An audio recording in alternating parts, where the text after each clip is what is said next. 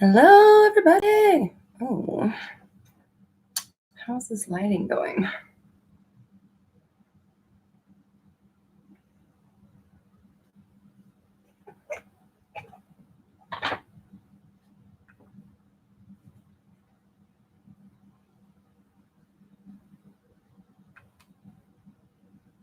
Just getting the old iPad fired up so we can use this for questions.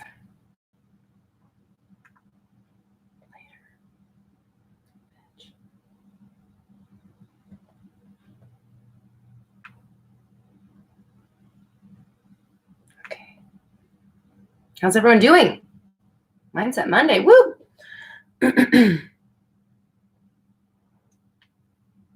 Got the nice Roxy Talks official t-shirt on today. I've been wearing this merch like it's my new wardrobe. Every single day. Okay. All right. Come on now. I'm still trying to figure this damn thing out. All right. There we go. Okay.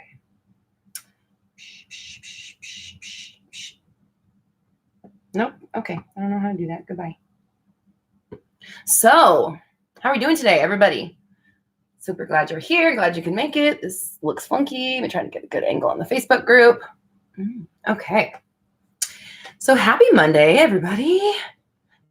Hope we are doing good. I hope we had a nice new year and everyone is feeling good, ready to start the new year off with a positive outlook on life and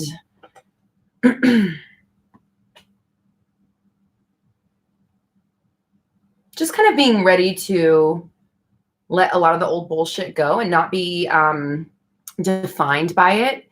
Actually, this week's videos are all about, the current moment, the past doesn't affect us, how to seize what we have going on now, things like that, so that we're all kind of in the mind frame of just not letting all of the old stuff that we think is holding us down really do that anymore. Because if I've learned anything through my journey doing this stuff, it's that this is so basic. It's just the most natural thing. And we're all making it so hard. We make it the biggest deal ever. And we just need to chill a little bit. Stop feeling so offended by everything that the world throws at us and just take control, right? Okay. So that's what we're focusing on. There was a question right when I opened the live. I saw a question in the Facebook group that asked, how do you know you've shifted into the energy of whatever it is that you are?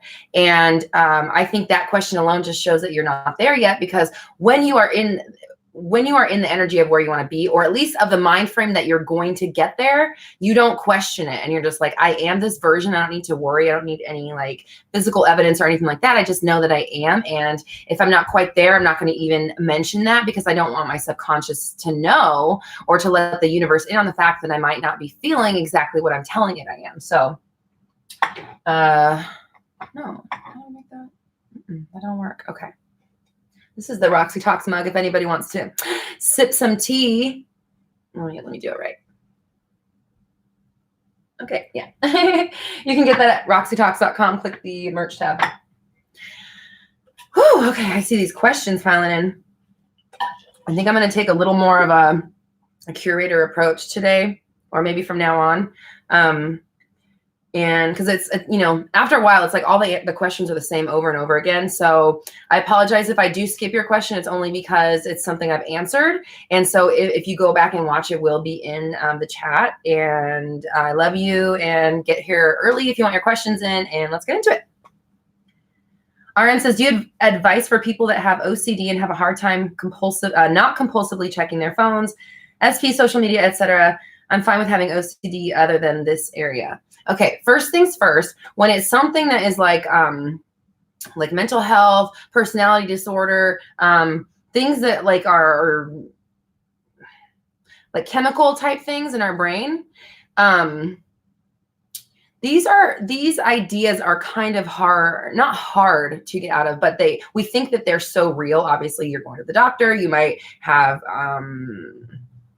treatment for it. I don't know. It's a very real part of your life, and you define yourself by it, right? So first things first, these types of things that we feel like there's nothing I can do about what I was given with this body. I am chained to whatever is going on here. That's not necessarily true. And can you completely get rid of it? I don't know. I don't have the answer to that. But what you can do is stop giving it attention. Stop calling it by name. Stop magnifying it. Stop amplifying it. Stop putting attention on it and growing it, right? So we're not going to talk about it unless we have to. We're not going to, it just can't be a thing. We can't define ourselves by it, okay? And it's like, that's a big deal because you know, yeah, you've resigned yourself to it. You're fine with it. This is just me. This is how it is. I'm fine with it, except that it causes me to do these things. Well, how about this? We're not going to talk about it anymore. We're not going to give it any energy. We're going to kind of erase it out of our mind. Anytime it comes up, we're going to say, you know what? I'm dealing with this. I'm figuring it out. I've got this figured out. I'm okay. I'm doing well. My mind's in the right place. I have healthy thoughts, whatever you have to tell yourself to get out of there. That's what the first thing I would say is stop letting that be part of your story and start changing the narrative there. And then secondly, you got to be on top of it. You have to really be on top of it. Get yourself some escape routes, some escape plans, some like like a toolbox, things that you know you can do. Well, let me back up. First things first is pay attention to your triggers. Know what your triggers are, which you probably already do.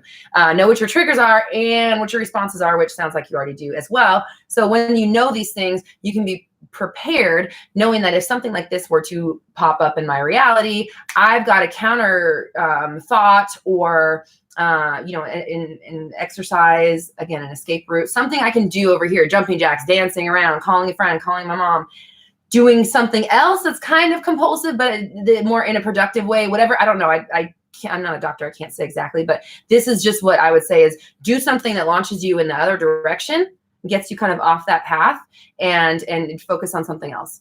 So stop defining yourself by it and then have escape routes, escape plans. I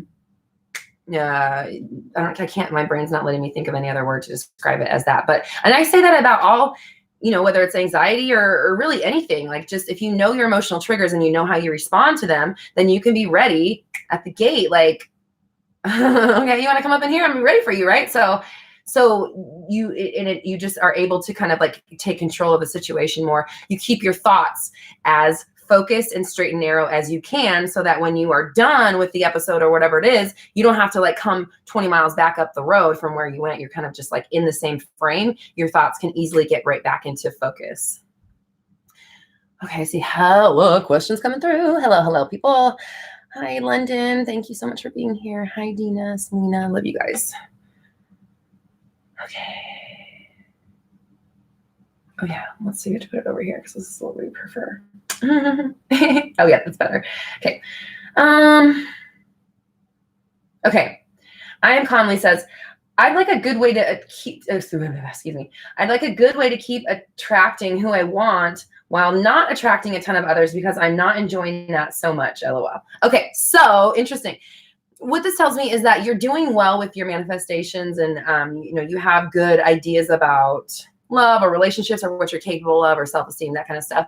But you have specific issues with the person that you're trying to attract. So all of your stuff is working. It's just that your beliefs about this person, your feelings about them, your history, whatever it is that's in the way is stronger than or more deeply rooted than the efforts that you're making to attract them. So you're going to have to just start knocking those out, chipping away at them, putting counter beliefs in place, counter affirmations, and then putting that programming in all the time.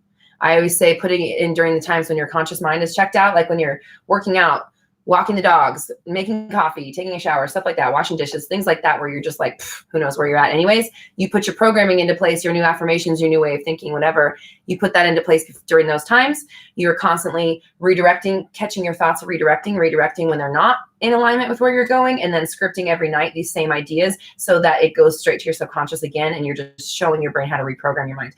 That is the way to do it, guys. I'm telling you right now, that's the way to reprogram your mind so that you think in a way where your manifestations just come to you and you don't have to like try. You just send them out and they go. Okay. I'm telling you from firsthand experience, I've been doing this shit for 8 years and it finally worked like all the time. When I started doing that in October, guess what? When the channel started, right? We all know that. And where are we at today? 17,500. Thank you.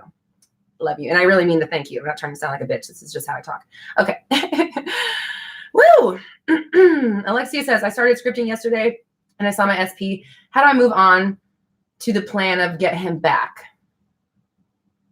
Skip past it. You already got him back. He's already here. You saw him. He's in your world. Great. We got him. How is this relationship unfolding? How do you treat each other? How do you spend your time? What kind of stuff does he say to you? How are you making your relationship work? Take it a little bit past where you're at right now and then go there with it. Let's see. Emer says, hi, hello. I have found a common thread in my manifestations for each one. Hold on. I'm going to put my coffee down for this.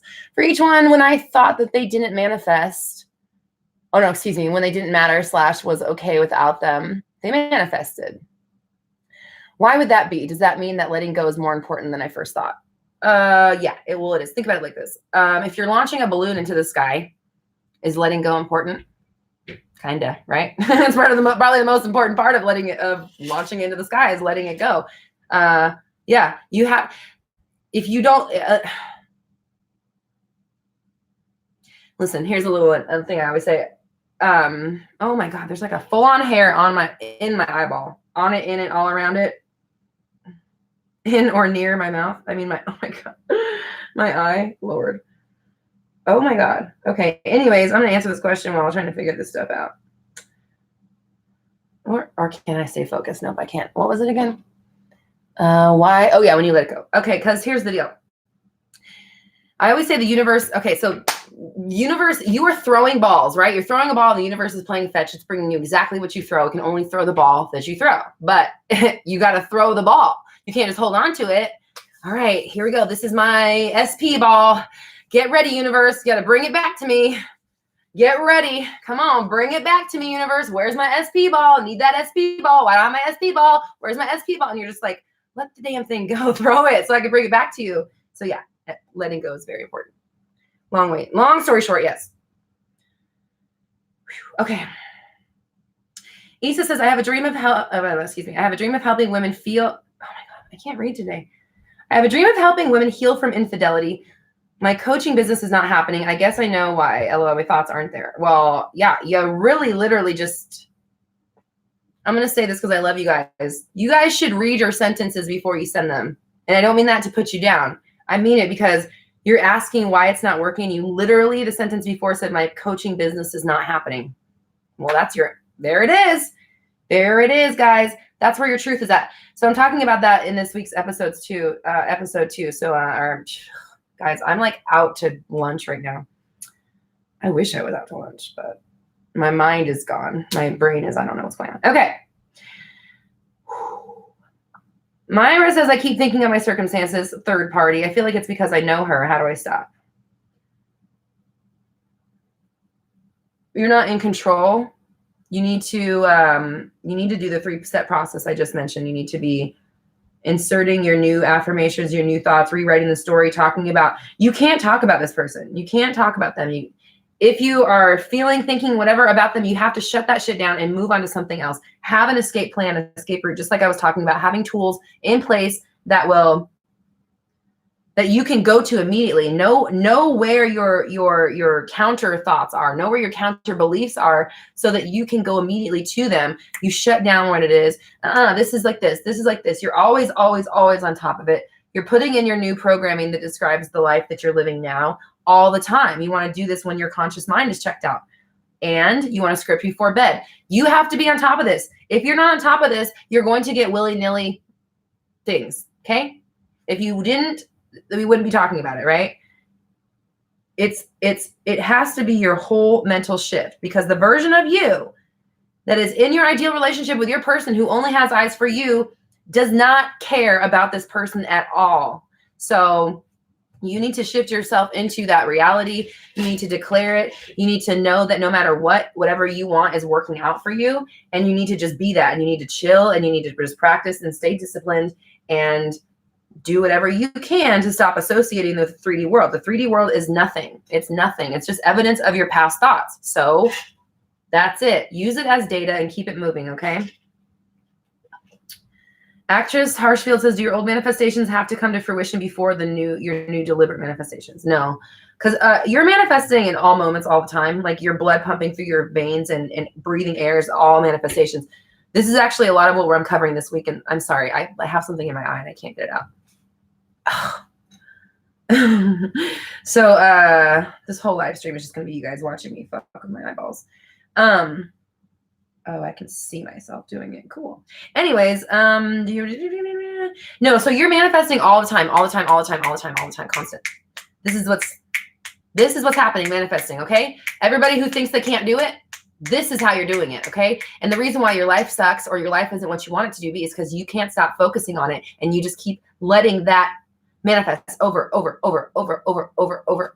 again, okay? So I don't know why things come before other things. I can't tell you that. That's not my business, right? Our job is to set our intentions, launch our rockets, put out our desires or whatever, match your vibration, whatever the fuck you want to call it, and then show up and take it. Anything in between is not your business. So just don't it's just not worth it for you to worry about that stuff and just let it tear you apart. You need to know where you're going and then be in the mind frame of the version of you that's ready to receive it. Not worrying about anything else that has to do with old you, because that's old you. It's like someone else. I've been telling my clients, I want you to think about old you and your old SP, your ex or whatever, the person that you're trying to win back, as like Jim and Carol down the street. They're your neighbor friends. Their relationship is kind of weird. Sometimes we have game night with them, and every time we're like, oof, let's not hang out with them anymore, okay? They're somebody else. So anytime your SP does anything that you don't like, he's not even the right. Let's just they're different, okay? Because we got to be in the new mind frame. You have to stay there. You have to just be that version of you in order for you to be that version. Maria says, hi, Roxy. Hello, Maria. How do you stop impulsive, doubting thoughts appearing? I keep having doubtful and negative thoughts out of nowhere, and I try to ignore them, but they keep coming. Okay. I'm going to say something that one of my favorite YouTubers, Shallon Lester, she says, things don't come out of the blue. They come out of the oblivious, right? Okay. So if you have things coming out of the blue that you don't know about, what that means is you're not paying attention to your thoughts, because if you were paying attention to what's going on in your mind and being on top of it, you would know exactly when you were entertaining your limitations for 20 minutes. Now, some shit might come up about that, right? So we are on top of it. If you're having thoughts that are coming that you can't stop, that means that you're not at the helm of your ship. It means that you're not sitting at your CEO desk for long enough to not let this paperwork pile up, right? So you need to be in the mind frame of it. You need to be focused. You need to be paying attention to what's going on in your mind. It needs to be very important for you to monitor these things and make sure that you're not letting out any. If we're printing all the time, I'm not letting any of these things out here. I'm not pushing. I don't want to give away too much of my. Why does this always happen? Why do you guys always ask the exact questions I'm talking about in the week's videos? But basically, if it's a printer, we're always printing. So you decide what you send to the printer. And if you're noticing things coming up that you can't get rid of, it's because you're not fully on top of it, and you're not putting in new programming consistently. So do the 3-part process I keep mentioning. This is where the answers lie. Put your new affirmations or your new programming in while your conscious mind is checked out. Just constantly monitor and flip your thoughts so that they go in alignment with where you want to go.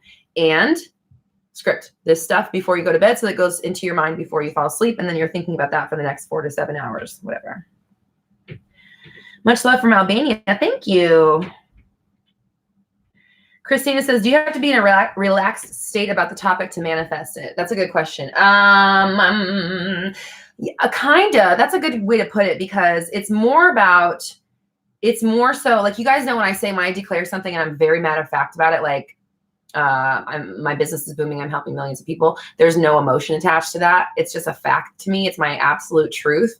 If you want to call that a relaxed state, then yeah. But it's more so, it's just this, there's just no question. If I know that's where I'm going, and if that's the ball that I'm throwing, and I'm only throwing one ball, it can't return any other ball except the one I throw, right? So if I only throw this ball, then that's the ball coming back to me, and I've thrown it, so I'm ready for it.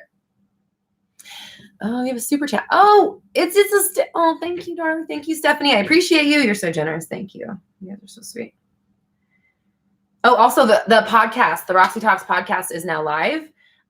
It is just audio versions of my videos, but if you want to listen, while you're working out, while you're driving, things like that. I know everyone's been asking about it. It wasn't that I wasn't doing it. It's just that I had my old podcast and I took all that stuff down because I don't really subscribe to the old stuff anymore, and I don't want to be putting that information out. So that's all gone. And then I have someone that just made 40 episodes. So there's 25 or something up right now of podcast episodes on. You can get them on my website, roxytalks.com, or they'll be in the Apple store, wherever there's podcasts.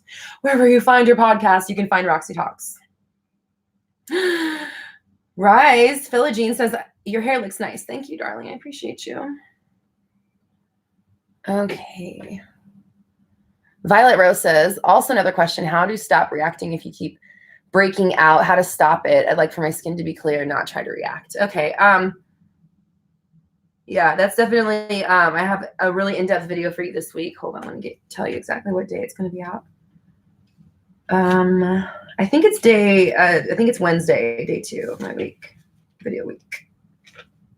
Yeah, so day 2, it's going to be kind of framed of in the moment revision, but what that means is like whatever your eyes see is not what you tell your subconscious is actually going on, because the eyes are just organs. They're just organs on my face. They don't get to determine what my life is, right? I'm not going to let these things decide what I do with my life. No, sorry. Or even this piece of meat inside my skull. Also not the boss of me, right? I'm the boss. I'm the boss lady. See my sign? So, so yeah, I'll have more in-depth answers for you on Wednesday about that. But basically, you need to not be taking stock. You need to be looking in the mirror. No matter what you see, your brain is like, damn, I look good. My skin is amazing. My skin is clear. Man, this is really clearing up. I look so good. Holy shit, my skin's so young. It's so so bouncy. It's so supple. It's so clear. It's so pure, bright. Whatever the hell you have to say to yourself. You can't be, it's like you're sailing on the ocean in a boat and you're pulling up the planks out of the boat and you're wondering why you're sinking. It's like, well, stop fucking with your boat. Like, be nice to it. Take care of it. And doesn't matter what your eyeballs tell you it sees. Doesn't matter what your brain meat says that is in front of you. You decide what you're looking at. And I'm only going to see beauty and beautiful skin, smooth as fuck when I look in the mirror, period. Okay? Because that's my choice. That's where I get to choose what goes into my reality. Okay? And I'm giving away a lot. So come back on Wednesday and see the whole video. Pamela K says, Roxy, help! That's what it says. I was working on things, but sometimes, this is funny. Sometimes I get so emotional I have no filter. I react so fast and inappropriately that it messes everything up I've manifested with my SP. Okay, well, it doesn't mess everything up until you decide it does. That's step 1. Step 2 is gain some damn control, girl. Like, you need to step back, do a little bit of chilling. Do a little bit of reminding yourself that you're in complete and total control. And not just that, you're in so much control that every single thing you do is being replicated, right? It's almost like, think about it like you have an impressionable little sibling, little brother, little sister. And everything you do, your little sister is going to do. So you're going to try to set an example for your little sister, because I don't want her growing up and doing all the crazy shit that I'm doing or whatever. That's where you want to be with your mind. So you need to chill out. You need to be paying attention to your feelings. You need to be taking stock of your, your triggers, how you react, doing all the things I've been mentioning since the beginning of this live will all work for you. Take that 3-step process, rewrite your story, take back some of the control, stop allowing the 3D world to affect you so much. Like, you really have to pump the brakes a little bit here. You're being very much Pinocchio, not enough Geppetto. Okay. And you're all of it. So just be careful. What am I saying? Okay.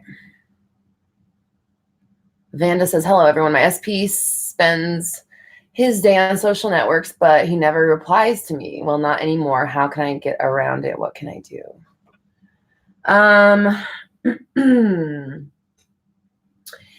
Why do you know what he's doing all day on social media? That's what I want to know. So you spend all day creeping on him, and you're watching him spend all day creeping on other people. So you need to stop doing that. Quit taking stock in it. Go do your own shit. Go find more stuff that's more important to pay attention to than what someone else is doing on social media. You need to be the important thing in your life, because, right? How can he see you, if the world's a mirror, how can he see you as important if you only see him as important? You're not putting that importance on you. If you're spending all day trying to figure out why he's liking this picture and what he's doing, why can't he text me back when he can go on here? He's been on here all day. How come he's not looking at my stories? All that's replicating. That energy is no good. You need to pump the brakes, put that stop on that right away. Start giving yourself some attention, some self-love, putting up some boundaries, not checking on his social media, and start putting in this new story, put this new 3-part process in I was just talking about. Okay, that's exactly the next question. And I'm going to go, I guess I'll elaborate on it. Can you please give a few more examples to follow up on the ghosting video you did? If your SP is watching IG stories, what do you do ask for next? Consistent texting, calling, thank you. I mean, what do you want? Like, just declare that it's working out for you. You guys are it's unfolding, everything's working out. You guys are like falling in love with each other, or you're falling back in love, you're falling in love with yourselves so that you can show up better for each other. You have mutual respect, you communicate so well, things are unfolding so great, yada, yada, yada. Okay.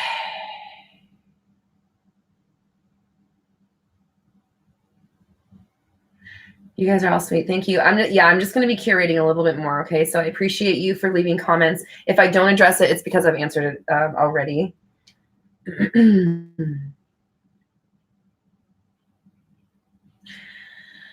Okay. Arlen says, hello. Hope you had a great new year. You too, darling. Thank you. My question was, how can we manifest sobriety for someone always coming home drunk? That's a really great question. And I appreciate you asking that. So when it's other people and like illnesses or sicknesses or behavior patterns, things like that, that like they're, affecting other people and are really dangerous or could cause them harm. It's really, and this goes for anything. It's not just things that are serious like that, but your reaction to, even though I know it's technically not you, it's like not you doing it, your reaction to it, letting it happen over and over, having it become part of the story, defining that person as this version of themselves is going to keep them in that vibrational pattern. So you're going to have to start changing the story. And no matter what they do, I don't care if it's 5 o'clock in the morning and they're fucking tearing down the walls, you need to be in the mind frame of, wow, they're really, damn, I'm so proud they're doing it. They're working on themselves. Holy shit. Like, look at them go, look at them grow, so you have to be in that new mind frame and tell that new story so that, because remember what I was just saying about, the eyeballs on your face, just because the eyeballs on your face are seeing some like, crazy shit going down. And in the brain meat in your head is attaching memory and history and stories to it. That still does not determine what you decide it is, right? So you have that option, that moment, and this is going to be more in depth on Wednesday, but you have that option in that moment to decide what it is you're actually seeing. So you get to say, man, I don't care. Again, I don't care what they're doing. I don't care if they're laying on the ground, throwing up in their hair. Dang, they're really figuring it out. I'm so proud of them. I'm glad they're stepping up and just falling in love with themselves and figuring out what it is that they're missing so that they can move forward. Yada, yada, yada. Got to change that story. Okay. I believe 1970 says, I would love a video on when to take action. Interesting. Okay. So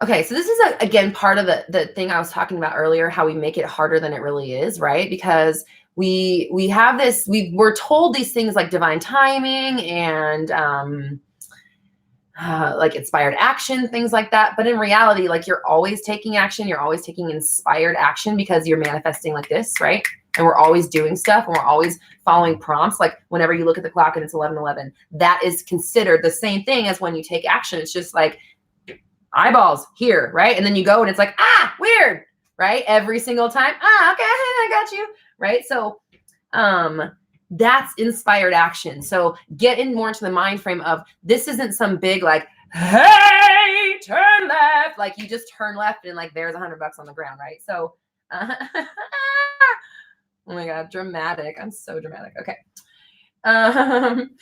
So get into the mind frame of it's natural. Once you start allowing this to be your whole lifestyle thing, the 360 approach, this 3-step process thing I keep talking about, once that becomes like your deal, everything just kind of flows together and you just do things and then they just line up and you just know things are coming because of course they're coming. And if they're not here yet, they're just not here yet. So nothing has the gravity and the weight to it that it used to, in a good way.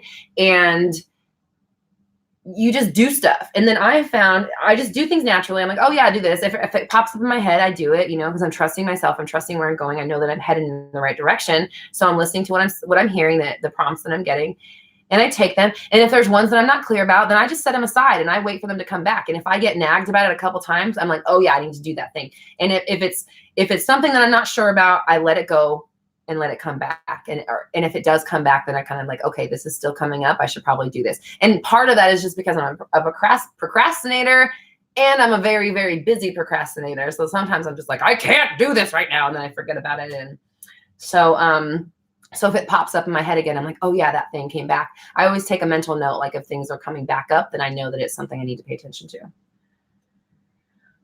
Okay. Let's look at the Facebook group. You guys did it. Oh my God. Casimira says, OMG, let's all manifest that eyelash/hair making its way out of Roxy's eye. Please. It looks painful. Guess what? You did it. I love you. Thank you. It worked. I was just thinking, man, that thing's gone. Thank you. Okay. What a weird. Okay. Anyways, life is weird. Nikki says, how can we change our beliefs? When I say some affirmations that I don't necessarily believe, but I know that my assumption/belief is what is manifesting. Example, when I say he loves me and wants to be in a relationship with me, deep down I don't believe it, but I would like to. So how can I change it to where I do believe it? And how can we get out of thinking that they have free will? Okay. I'm going to start from the end because this idea of free will I've had. My views on all of this stuff are constantly evolving. Okay. So there's even videos I put out in like October that I'm just like, I need to take this shit down. But free will. Here's my opinion on free will has evolved yet again.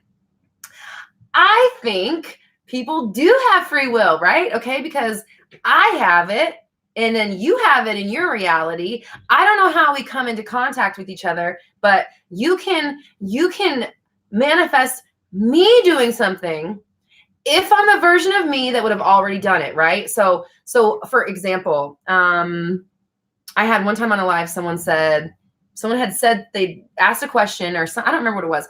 And then they had said, Roxy's going to say my name in their head. And then a few minutes later, I said their name out loud and I hadn't been reading names. This was like in the beginning of Mindset Monday. And they said, oh my God, I just manifested you saying my name. And that was in the point when I was trying to figure out, like, am I the only one here? Like, are you guys even real? Is everyone an empty vessel? And I was just like, how the hell did you manifest me? If I have free will, how does this work? Right? So what I've decided now today, as of right now, I think that we do all have free will. We all have free will and we're all doing whatever it is that we want with it. And if you want me to do something, you're going to come into contact with a version of me that was already going to do it, right? But this version of me, whatever I am here, I don't know if my consciousness is here and everywhere, or if it's just here, but I know that it's here right now. And if I'm not going to do it, you're probably going to manifest a version of me that might, right? So conversely on the other side of that, right? So what do we teach here when we're selecting people? I'm not trying to manipulate you or change you. I don't need to change your feelings. I don't care how you feel, old version, because you're like Jim and Carrie down the street, none of my damn business. I don't care. It's not my man.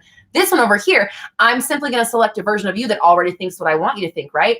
This is not manipulation. Now you get to have free will and I get to be able to choose what I want without either of these things clashing, because I don't want to change you. I don't want to force you to do anything that you're not going to do, because I don't have time to convince you that I'm amazing. This is my world. I am amazing. You want to be a part of it? Great. I'm only going to have this version of you or better. You over here in this reality, which I do have access to if I allow myself to go there, you're already doing it.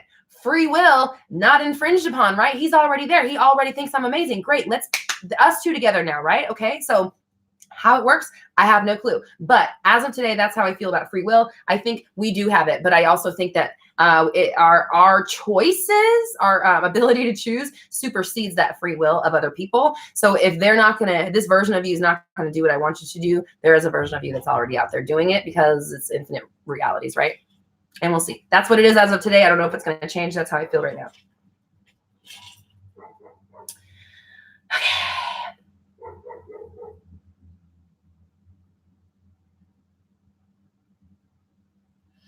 This is a really good question. Okay, Rosewood says, when you are manifesting an SP and then realize you don't want them in your life anymore, what happens to all the intentions and affirmations / visualizations that you did? Do they still manifest? Okay, that's a great question. So if you're the same Rose that I had a session with, I hope you are, because I'm going to talk as if I know what you're talking about. Excuse me. When you're rewriting your story about your SP, let's say that it's an ex person, they did a bunch of terrible shit to you, and you're trying to get over it so that you can manifest them back. In that process, when we have sessions, we are going to rewrite our story about them, right? We're going to change the vibration that we're keeping them in and then send them off into orbit. Now you get to just be this, okay? Because I've decided that I'm only going to come in contact with a version, right, like I was just talking about, a version of you that already likes me, that's loyal, that's honest, that's capable of being in a relationship, that's ready, that blah, blah, blah, blah, blah, knows how to communicate, yada, yada, whatever we want, right? So once we start cleaning that up, we kind of launch that off. Now we just have this idea of them. Hopefully, we stay in the mind frame. We always make sure that we're only thinking of them in this way. then they just kind of get to be that. And every time we think of them, they're just like, yeah, they're fine. They're doing whatever. They're great. They're whatever. You lose interest in them. But those ideas, those intentions of love and things like that, they don't have to be with that person, right? So all of that energy you put into creating a beautiful relationship is still going to play out if you allow it, but it doesn't have to be with that person, especially if you don't want them anymore, because you are in control here, right? You are at the helm of this ship. So did we manifest great love for ourselves? Great. Was it at first with this person? Okay, that's fine. Fine. We used a tool to do a job. Not saying that they're a tool, but that they are the tool, if that makes sense, right? We're using them to practice how to clean up people's vibrations, how to launch them into orbit and not think about them anymore unless it's in a good way. We're learning how to just clean up our feelings about love in general and manifest relationships and just feel better about them and all that stuff. So where do they go? I mean, they're going to be when you allow love in, you have now added some great like fodder to your story, kind of a thing. Okay.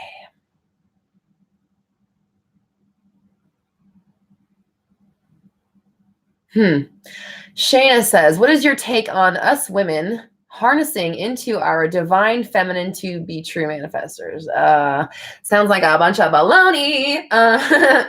Listen, there's one prerequisite to getting whatever the hell you want through manifestation. Are you guys ready for it? Damn it, you guys are always stealing my stuff from my videos. You're so perceptive. Okay. No, I don't want to. You know what? No, you have to come back on, I think it's Friday. I'm going to leave you hanging. There. No, everyone can manifest. All you have to do is be human. And I just gave it away. But still come back on Friday. There's a whole video about that. Maria says, how do you feel genuinely happy for someone that has manifested something you want but haven't manifested yet? Okay. This came up a lot in my sessions this week. So the thing about being jealous of other people for getting what you want is that you are taking an opportunity of declaring that something is really close for you, that it's happening in your reality. So I always think the universe or the world is like a catalog. If it exists here, if I can see it in my reality, it's like, hey, you want some of this? Because you can have it. And you can say yes or no. You don't have to attach yourself. It doesn't have to be good or bad. Like, it's like a dessert cart comes by. Do you get offended? Like, yes, chocolate cake and a brownie and s'mores and an apple tart, right? And then you're like, I don't like apple tarts. Why are you showing this to me? It's like, well, don't get it then. Like, what are you doing? Right? So like, I try to make things sound ridiculous. So we realize like, okay, why am I living my whole life off of this ridiculous belief? But so when you see something in your world that someone else has, that's a dessert cart coming around. You saying, yes, hell yes, I want that. Damn, that brownie looks good. If I see someone at the next table eating the dessert I want, I'm not going to be like, why does she get one? Why does she have one and I don't have it yet? Like, well, my brownie's just not here yet. Like, chill, bro.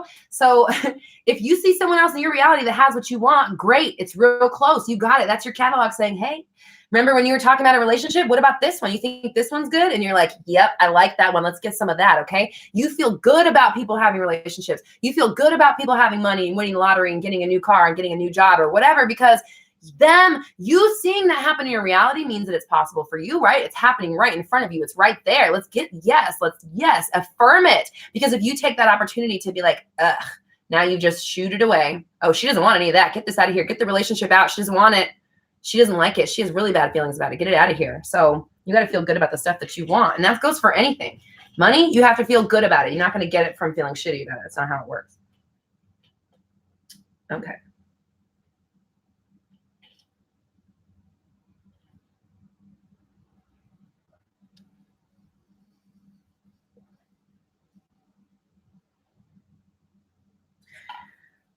Dina says, my friend keeps reminding me that my SP moved on a while ago by sleeping with someone else. What a bitch. I'm just kidding. This triggers big time. Is it possible to rewrite the story so that this situation never happened? Love you. Okay, so I am talking about past revision this week, of course. Because it wouldn't be the Roxy Talk Show if you guys didn't call out all of my videos before the week. Thursday. Thursday is the past revision day. yes, you can definitely rewrite this. And you need to be rewriting this friend. You need to be choosing a different version of this friend who is not going to keep doing that to you, which is not her fault. You are keeping it alive. But let that go. Decide that she's really respectful of it. She never brings it up, or she only brings up things that make you feel good. You guys only talk about stuff that's positive, yada, yada, yada. Change that story about her. Okay. Okay. Let's see.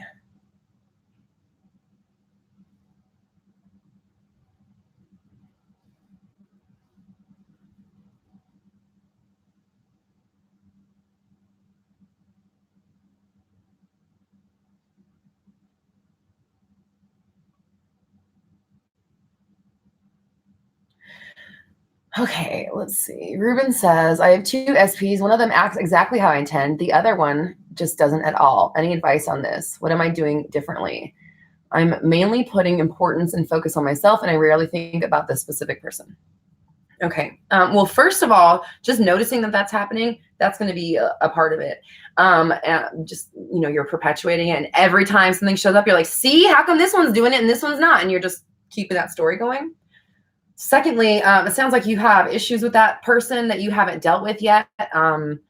Fears, worries, doubts, insecurities, beliefs, history, memories, conversations, shit like that in the past that is kind of still bubbling up there, and it's going to be causing you to put up like a wall between you and that person.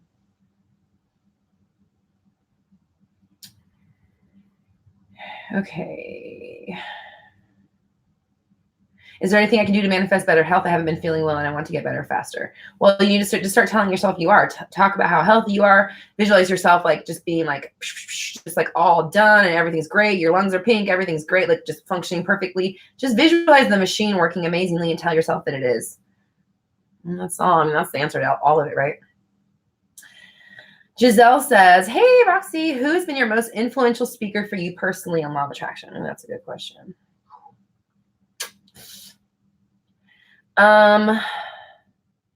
First was Ralph Smart, because Ralph Smart, I was watching his shows or his videos religiously for like a week straight, like morning to sleep, when I first started this like new like leg of this journey.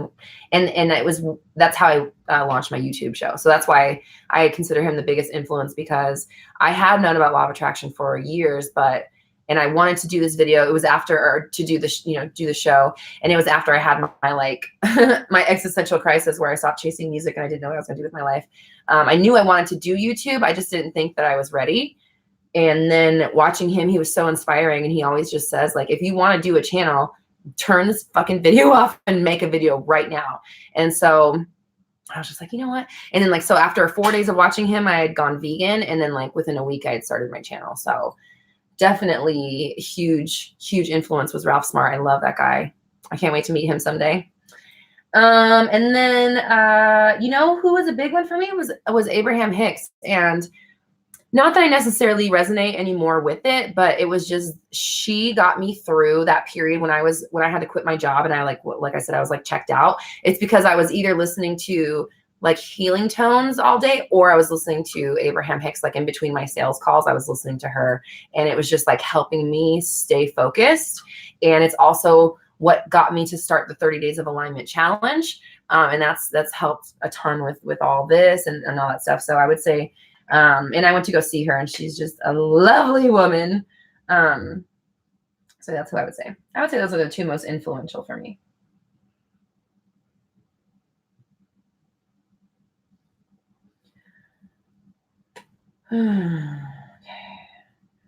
Wendy J, I'm just going to answer this really quick.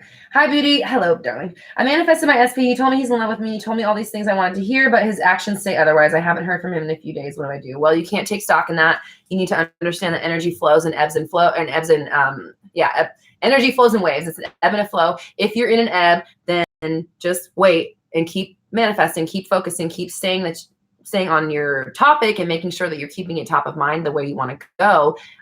But just know that if you're in an ebb, that means a flow is coming. So you need to be like on your game. So stay focused and stop telling the story that you're not hearing from him. Just know that it's happening. It's working out. You don't need to know what's going on behind the scenes to know that it's happening. Just know that it is. Okay.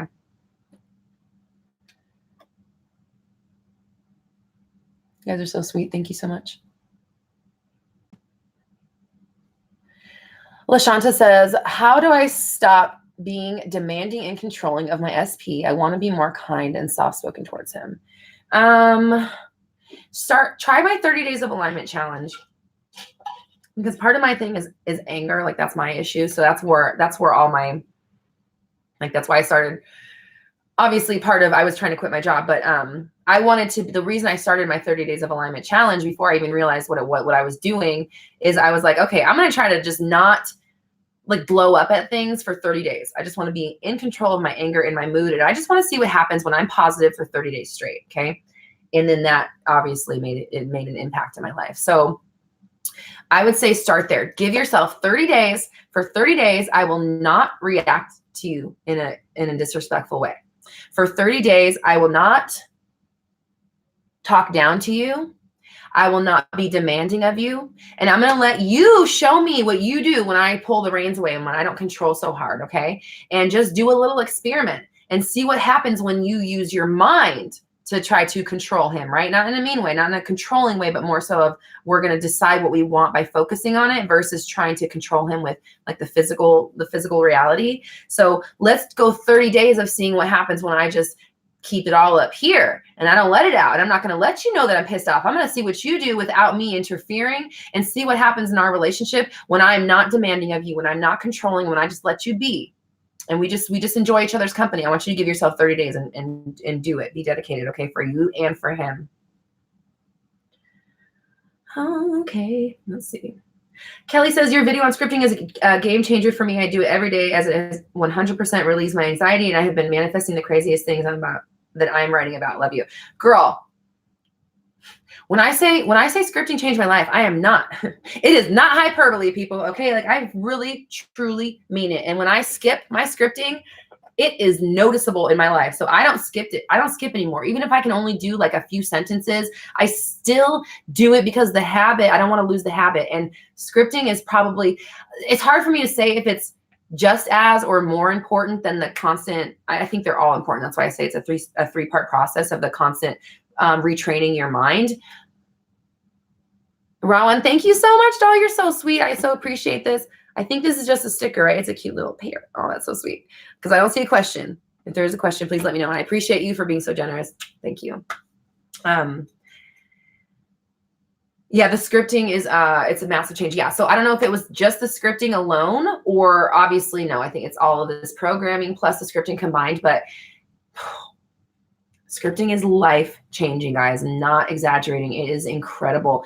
Everything that I write down in my scripting book comes true. And clearly, I'm not the only one. And it's not the first time I've heard this. Like this scripting, if you do it every night before you go to bed and you just describe your life, you describe your life, past, present, and future, the way you want it to go as if it's happening now. This is like this is this way. People treat me like this. People feel this about me or this way about me. I feel like this. I love myself because of this. This is happening here. Money comes like this, blah, blah, blah, blah, blah. You just describe the way you want, again, past, present, future, however you want it to go or to have gone or to go in the future, to go now. You talk about choose your topics and just discuss it as if it's happening in this moment, okay? Life-changing. Do it every single day. It's so worth it. Okay, hi, babe. Hi, everybody. I know I'm so far. I keep seeing the questions pop up on my computer.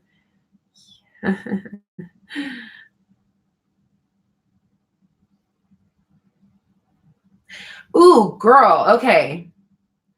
Okay. Taehyung side chick. You guys know how I feel about these screen names, okay? You guys are manifesting this, right? So you got side chick in your name. And then your question is, how do you convince yourself that your SP likes you when he shows the complete opposite feelings and ignores you?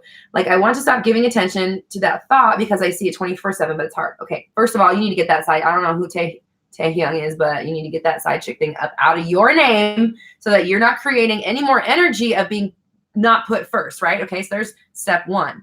Step two, you need to be telling the story. You need to be selecting a version of this person that puts you first, that reaches out to you, contacts you, you're telling the story in your mind, because again, you can't be letting your subconscious in on the fact that what you're seeing in your 3D world might not be what you're telling it is going on, okay? Because the subconscious doesn't have the eyes. The eyes are just organs of the face. They don't do anything except translate information, okay? So don't let your eyes dictate what you do with your life and where your mind goes. Okay, so change the story. They are totally into you. They can't stop thinking about you. They want to be around you all the time. You bring out the best in them. They love hanging out with you. Yada, yada, yada. You tell that story, but you have to tell it all the time. And anytime you feel these thoughts creep up, out of here. You got to bounce them out, right? Okay. And then watch my reprogramming your subconscious mind video. That will help. Okay, let's see. Louis says, hi, love. Hi, babe. Today started out great, but then I've fallen into a state. No. Oh, dire state. Read some messages of people I had fights with, and then I'm trying to change. Now I'm losing interest in them until they manifest. But what about me and my state? How do I bounce back? I've been there. Listen, I went through my own thing over the holidays. It was, I don't know. I don't want to give any more energy. The holidays are weird for everybody, I think. So I definitely went through my own dip, and it kind of coincided with this like feeling like, oh, I got this. I don't need to try so hard. Not the case. Okay. Even where I'm at in my journey, I still need to try. Every single day I'm reprogramming, every single day I'm brainwashing, every single day I'm scripting, right? You can't take days off from this. But I will say, I don't mean that you have to try all the time. It's just that like you need to know no matter what, I can feel however I want to feel, and my manifestations are still coming no matter what. Okay. So we always want to be on top of it, because the longer you entertain those thoughts, the longer your rut lasts. That's what I learned. So you need, even though it's hard and even though it doesn't happen right away, even though you don't pull yourself out right away, you still want to at least be climbing up and making progress, right? You don't want to be in that pit forever. So just keep climbing, keep affirming, keep focusing. Don't read stuff that's going to trigger you. Go do something that you like. Go do something fun. Go dance around. Go work out. Go do something physical to get your mind off of it. Go hang out with some friends. Go see a movie. Something that gets you out of the physical and mental space that you're in, so that you can focus more on, again, getting back into the frame of where we're going. These people are fine. They love you. They love to be around you. They don't even remember what you're talking about. Like, it's so old news. They don't even like care anymore. So I don't know why you're worried about it, right? That's where you need to be. Okay.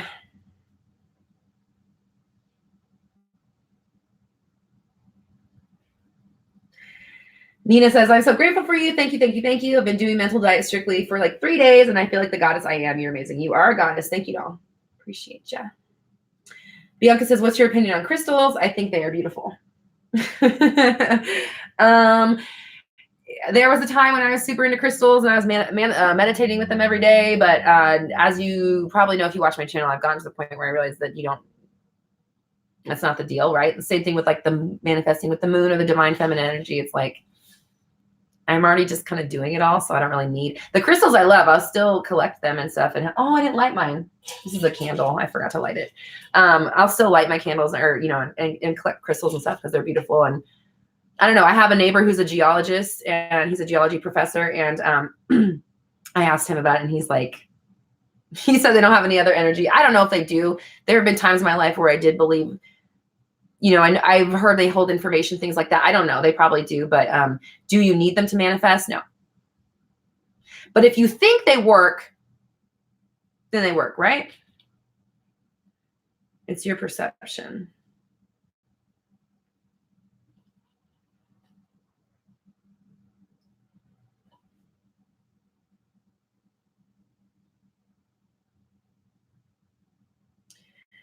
Jasmine K, this is a good question. And I accidentally I was going to turn my iPad on like portrait only and not landscape, so it didn't lose my space in the questions, but it happened, guys. I apologize. So right now I'm just going to be picking and choosing, because I kind of lost my place. I apologize again. Jasmine K says, sometimes comments from others can freak one out. When I read, doing this for a few years now, or doing this since a long time, nothing happens, but I keep going and believing. What's the issue for these people? Can this happen to everyone, even though you're a true believer? These people, it can be a multitude of things. Mental diet's usually not all the way there. Self-talk, definitely not there. Because if they would be commenting, I've been doing this for years and it's not working, definitely not the self-talk. They don't know that yet. And they probably have a lot of limiting beliefs and doubts and stuff that are insecurities that are there. So all three of those things combined is going to keep you away from your stuff. So that's why you got to be on top of it. Rowan says, thanks, babe. Okay, thank you for the super chat. I love you. Appreciate you. She says, I get guys telling me the exact words I'm scripting for my SP. Hold on, can I see this on my? Yeah, we don't like descriptions. Telling me the exact words I'm scripting for my SP to tell me. It's coming from other guys. It freaks me out because I get the exact words. Okay, so just like I was saying just before, you're dealing with love well. Like you're breaking down the walls, you're doing the manifestation, you're doing the processes right, but you have issues with this person. You have beliefs, history, feelings, insecurities, doubts, worries, all of something, one of those things like that, somewhere in there with this person specifically that is like putting up an invisible wall in front of you and them. So you're going to have to go in and look at your relationship and your history, what it is you think is possible for the two of you, how you truly feel about this person, stuff like that. Okay.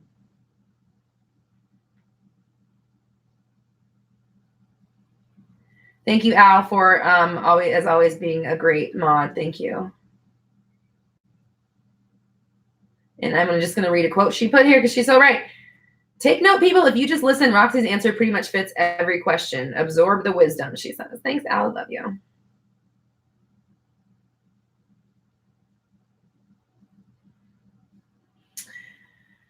Okay, Brittany says, oh, wow, this is like several questions. Okay, she says,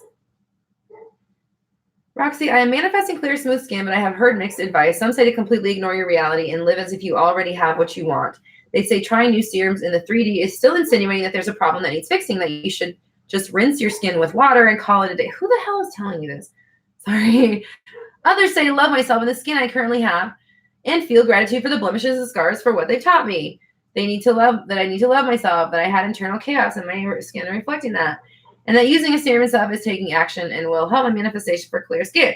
I don't know how to let go of this manifestation. Do I ignore it / avoid mirrors in my current 3D or focus on loving it and trying new products? Okay. All the above, right? So first things first, don't listen to anybody who tells your face is your face, right? Okay. We're trying to figure out how to make these things work for us. All these things I'm telling you how they worked for me.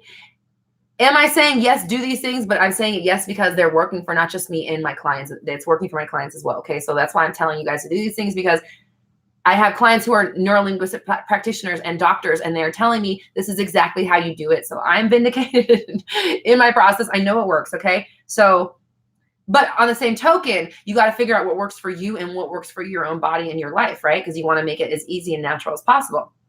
So manifesting clear, smooth skin. Some say to completely ignore your reality and live as if you already have what you want. Yes, that's part one. Absolutely. Like I said earlier, I don't care what your skin looks like. When you look in the mirror, it needs to be like, damn, I look good. Oh my God, my skin is so clear. It's so tight. It's so supple. Man, I look good. I'm glowing. Oh my God, I look beautiful. I tell myself this every day. I don't care how haggard I look. It does not matter, because I am, not my eyeballs, not my brain meat, whatever that is, my awareness doesn't have to take what my eyeballs and my brain tell me is going down in front of me as truth. I decide what my truth is. And so if I don't want to continue to manifest anything but my skin looking beautiful, then I'm not going to let my subconscious in on the fact that that might not be what I'm seeing in my mirror, right? So yes, you look amazing. I tell myself every single day my skin looks incredible. Every time you look in the mirror, instead of avoiding them, because guess what? Clear skin version of you isn't going to avoid mirrors. Clear skin version of you is going to go up to that mirror and be like, look, who's she, right? Clear skin you is going to love looking in mirrors and telling herself how beautiful her skin looks. So that's where we're going to start. That's step one. I just lost your question. Awesome. Okay, where were we? Okay, I need to make this so it doesn't flip around anymore. Shit. Fudge, guys. All right. Oh, son of a bitch. Okay, we're gonna have to do this from memory. Oh, I found it. Okay. So first things first, yes, you ignore your reality, but you don't ignore the thing that you want. I mean, you don't have to ignore the thing you want. So you tell yourself you look beautiful as much as you can. You do not look in that mirror and pick yourself apart anymore. That stops right now, okay? They say trying new serums in 3D is still insinuating that there's a problem that needs fixing. You should just rinse your skin with water and call it a day. I don't know who the fuck ever told you that. Listen, people with good skin, they use serum. That's why they have good skin, okay? So remember, we're being good skin you. Good skin you is going to use every piece of skincare that works for her. So she's going to experiment. She's going to figure it out. She's going to take advice. She's going to be watching. She's going to say, she's going to notice that once she starts intending that her skin looks super beautiful, now she might be starting to see ads for skincare. Or now she might be coming across something that she never noticed before. Or now she might be coming across something she thought she wanted before, but maybe let it go and now it's coming back again, okay? You set that intention. I have clear skin. Does it matter how it comes about? No, it really doesn't, right? If at the end of the day, all I want is my skin to look good when I look in the mirror, then I'm going to tell myself that until it shows up. And once it's here, I'm going to continue telling myself that so it stays here, right? I don't care how it comes about. That's not my job. My job is to launch my desire and show up and take it, right? Okay. So if getting clear skin, part of that has to do with putting serum on your face, guess what? That's part of the deal. Okay. I put serum on my face like probably too many times in a day because remember, my skin is supple and young and clear and smooth. Okay. So tell yourself it's right. You use the skincare. You don't just use water and call it a day. Okay. That's somebody that doesn't know what the hell they're talking about. Do not listen to that person. They sound crazy. No offense. No offense. Just don't listen. Unless it works for you, right? Unless that's what your skin needs, then yes, do it all day long. But if you want, you guys know what I'm saying. This is you. You have to decide what works for you, okay? Others say to love myself with the skin I currently have and feel gratitude for the blemishes and scars for what they've taught me, the need to love myself, that I had internal chaos, that my skin is reflecting that, okay? So that, what I would say, instead of like focusing on it, like, oh, I just love my scars. No. Love your scars. Thank you. I don't have to love you, but I don't have to hate you. Thank you for getting me where I'm at right now. And where I'm at right now has led me to know how to take my power back. So I'm just going to say thank you. I'm going to launch you off and get you out of my plate, off my plate, because I don't care about you anymore, right? I'm not going to let you affect me because I am not the version of me that has that skin problem anymore. I'm going to launch you off. I'm going to say goodbye, and that's going to be the end of it. Because from now on, when I look in the mirror, I am telling myself I look amazing, right? Because we're shutting down the criticism, because that's not going to help. That's you pulling planks out of the boat you're sailing on the ocean in, okay? So don't do that anymore. Start taking care of your boat. And then that using serum and stuff is taking action and will help my manifestation for clear skin. I don't know how to let go of this manifestation. Do I ignore it / avoid mirrors in my current 3D or focus on loving and training practice? Yeah. You love yourself. You tell yourself it's beautiful. You do not let your subconscious in on the fact that what your skin looks like might not be what you're telling it looks like, right? You try the serums, figure out what works for your skin. Like, you're not going to just, like, people that take care of their skin try a bunch of products till they find something they like, and then they stick with it. Okay. So do that, figure out what works for you, and then let the universe take care of your skin in whatever way that it comes about. Okay. Knowing that it's all going to work out for you in the most harmonious way. That's all you need to do. It's happening. Now, every time I look in the mirror, I'm complimenting my skin. Damn, girl, you look good. If that's all you can say and then keep it moving, then do that, okay? But the you that has that good skin is not afraid of the mirror at all, and she doesn't avoid it. Whew! That was I'm going to release some energy on that one. Okay, I'm going to take a little break.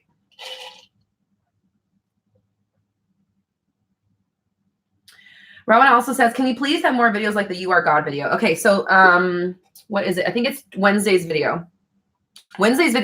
It's kind of about in the moment revision, but that's kind of the same thing of just like taking that control of that moment when you have the opportunity to change what you see going down before you send it off to the universe. That's what that whole video is about. So you guys will, you get to dive deep on that. That's for Wednesday. Thanks for asking. Let's see what we got in the group.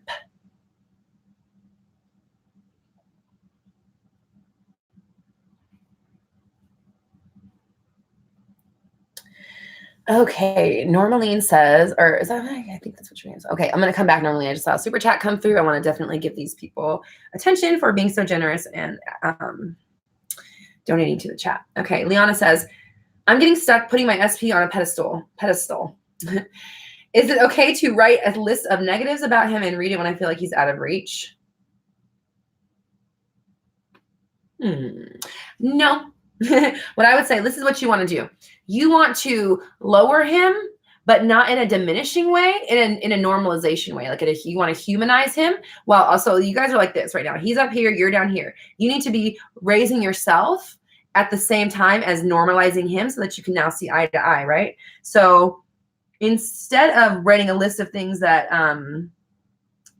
you don't like about him, I want you to write a list about why you are a good partner. Not for him, not for anybody else, not for anything. I want to know what makes you a catch when you show up for that relationship, when you get this person and it turns out exactly the way you want it to be. What do you bring to the table? What do you provide? Are you honest? Are you open? Are you loyal? Do you take care of people? Do you push them to do better? Do you, bring people along with your own success? Whatever it is, I want you to start listing out these things that make you an amazing person to have in life, in someone else's life. And then whenever you feel this urge to write this list about him, remember, you know what? He's just a person. He's a great person. I appreciate the fact that the universe has put this awesome person in my reality, but I'm also amazing. And these are the reasons why. And even if he's great, and I know that he's great, at the end of the day, I still need to be a whole person and my whole needs to be half to complete this circle when he gets here. So I need to know exactly what makes me a good partner so that when he comes and I say, listen, these are the things I like about you, but also this is what I'm going to provide. Okay. Because this is important. He needs it. He needs his own, the coming together thing too. Right.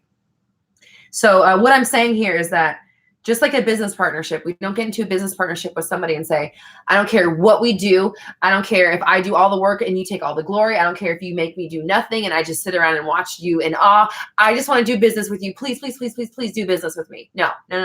Okay. That's what you're saying in this relationship. Business. No, listen, guy person, I can handle A through G. You handle H through Q. We got almost the full alphabet. Let's go together and make this amazing, right? The two of us coming together is what makes everything better. So this is what we need to do when we're looking at relationships. You need to know what you bring to the table so that you're not afraid to declare it, so that you're not afraid to put yourself higher than, being down here. And then you start to see like they're just a person and they have great qualities too, but I do too. And we're both amazing. That's why we're perfect for each other. Right. So no list about him, list about you, what makes you amazing. Okay. Okay, Normaline says, I'm new to your group and videos. Thank you very much for coming. And I love them. Thanks. I've one question. I've been wanting to receive communication from my SP, whom I haven't spoken to in almost a year, but I can't seem to detach from it. Any tips that I can apply?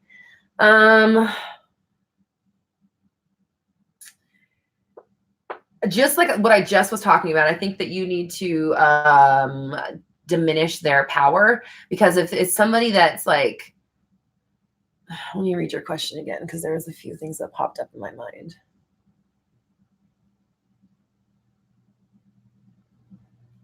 Wanting to receive communication from someone you haven't spoken to in a year. Yeah, so it's kind of like a heavy thing. It's kind of stressful. It's been a long time. A lot of your focus is going to be on the absence of it. But you're going to have to start feeling good feelings about them, rewriting their story, knowing that even if you're not hearing about them, it's not the end of the world, and it only means that they're just working on themselves so they can become a better version for you. And then just start selecting a version of them, entertaining your mind that they're already reaching out. Energetically get the phone call, energetically get the email, energetically get the whatever. So whenever I'm doing something, whenever it's like a bill or even like moving into a new house, I always say, have I done it energetically first? Did I pay that bill energetically? Good, because now I don't have to worry about it. If I get a bill and I worry about it, now it's, oh my God, money. Now I have negative feelings about this. Now I'm stressed about this. Now I'm counting pennies and now yada, yada, yada. It's hanging over my head. Instead, when I get a bill, oh yeah, pay that. Cool. Pay the whole thing off. I don't even care. I energetically pay it. So now it's paid with the universe, right? I don't have to worry about it again. Eventually, I'm just going to be like, oh shit, I need to pay that bill. I'm going to go online real fast, pay it. And then it's I'm not going to think about it anymore. It's not going to hang over my head because it's already been energetically paid. It's the 3D world's just going to pay it eventually, right? I don't care how it comes about. I don't care where the money comes from. It doesn't matter because it's already paid. So same thing with this person. Energetically get a letter, energetically have the conversation, and then just be like, oh, cool. I'm glad I talked to them. That was nice. And then move on about your life and focus on you, giving yourself stuff that makes you happy, feeling good about yourself, doing fun stuff, yada, yada,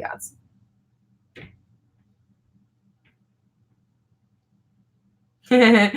Pretty soon says, we are you pushed out. You know what videos we need. That's true. I mean, I do make them off of the questions you ask. So it's only fitting that, Okay, guys, so I have officially gotten to the point where I can't scroll back up anymore. So I'm sorry if I missed your question. Yeah, sorry, I'm getting there.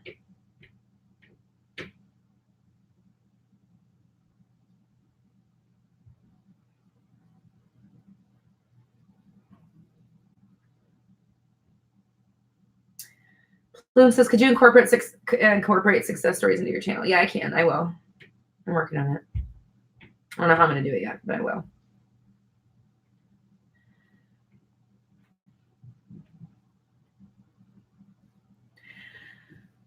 Moon Witch, I want to address your question. I do have a video just on that. I just put it out. It's about getting ghosted. It's like literally the last video I put out. She said, my SP stalked my profile after 6 months of no contact. I reached out and suddenly he stopped replying. Was this a failed manifestation? There's no such thing as a failed manifestation. It's just evidence of where you're at in your mind if you still have worries or doubts or beliefs or something like that. So stay focused on what you want, and don't let it be like, don't decide it didn't work. You have evidence it's working. Okay. So stay in the mind frame of this is working. I need to be in control of my thoughts.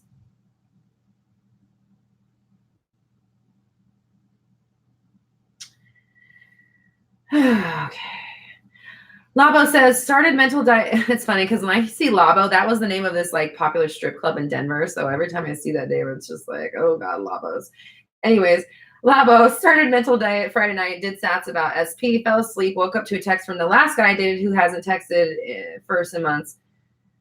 Sign I impressed correctly, or am I sending out mixed signals? No, I just say that you're breaking down walls and it's working. Just stay focused. RB says, how do I manifest an amazing day? I'm so bored.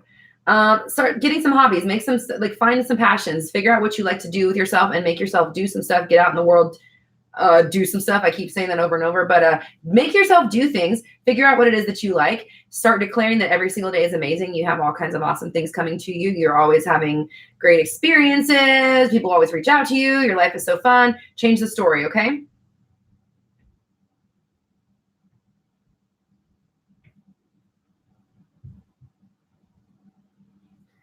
You guys are so sweet. Shayna, thank you for your funny. You're making me smile here. Okay. Let's see. Let's see what we got in Facebook here. Okay. Melanie says, there is a saying in England that is, today's news is tomorrow's fish and chips paper. That's funny. Meaning, what is so important today can mean trash tomorrow. Trash things you don't want and cut out the articles you want to keep. I like that. That's cute. That's a good analogy.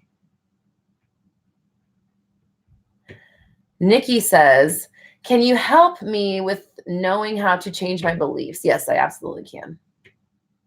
Brianna, thanks, babe. I appreciate you so much. You know what I'm talking about. Thank you.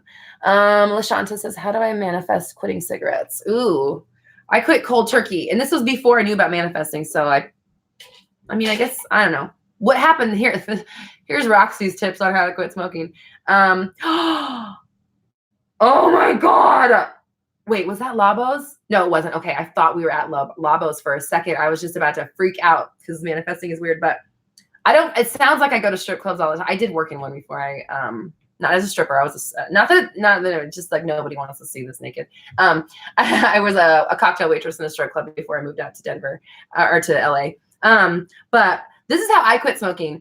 One of my best friends is a musician in like a really big rock band in Denver. And so she had like these 2 shows back to back that were like in strip clubs, and you can smoke in strip clubs, obviously. So I was in strip clubs back to back for my best friend's shows, and we're smoking all night because you're in that environment and there's just smoke everywhere and drinking and like all being hungover. The second morning after those 2 shows and 2 nights in a row, I felt like death. I felt like absolute death being hungover and being in cigarettes and smoking like all so much for 2 nights in a row. I quit that day. I quit cold turkey. I was like, I am done with cigarettes. I am absolutely done with these. And then, and I worked in a tattoo shop at the time, and like part of like the tattoo culture is like everyone going out and having a cigarette together. So what I would do is I would still go on the breaks because obviously I wanted to be a part of the group. And I would just play a game with myself. If I could make it through the entire smoke break without having a drag, I was like, yes, I'm doing it. And then pretty soon it just got disgusting. And like you take a drag and it like really hurts. And you're like, this this is not what I remember it, but I just always was just like being really mindful of it. And just, I just was so grossed out by it. So that's my, do the thing like they say with the kids, smoke a carton or something. No, that's bad advice, but that's how I did it. It was I was in the environment too much for too long, and I freaking just OD'd on it.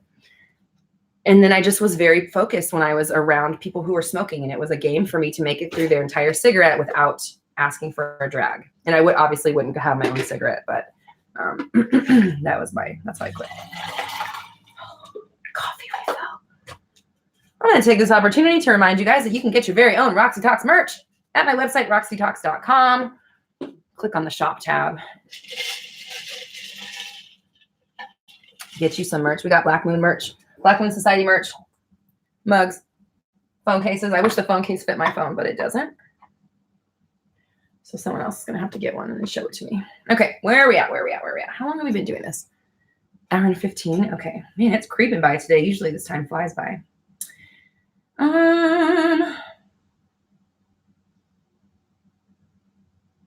Simon says, do you believe in twin flames?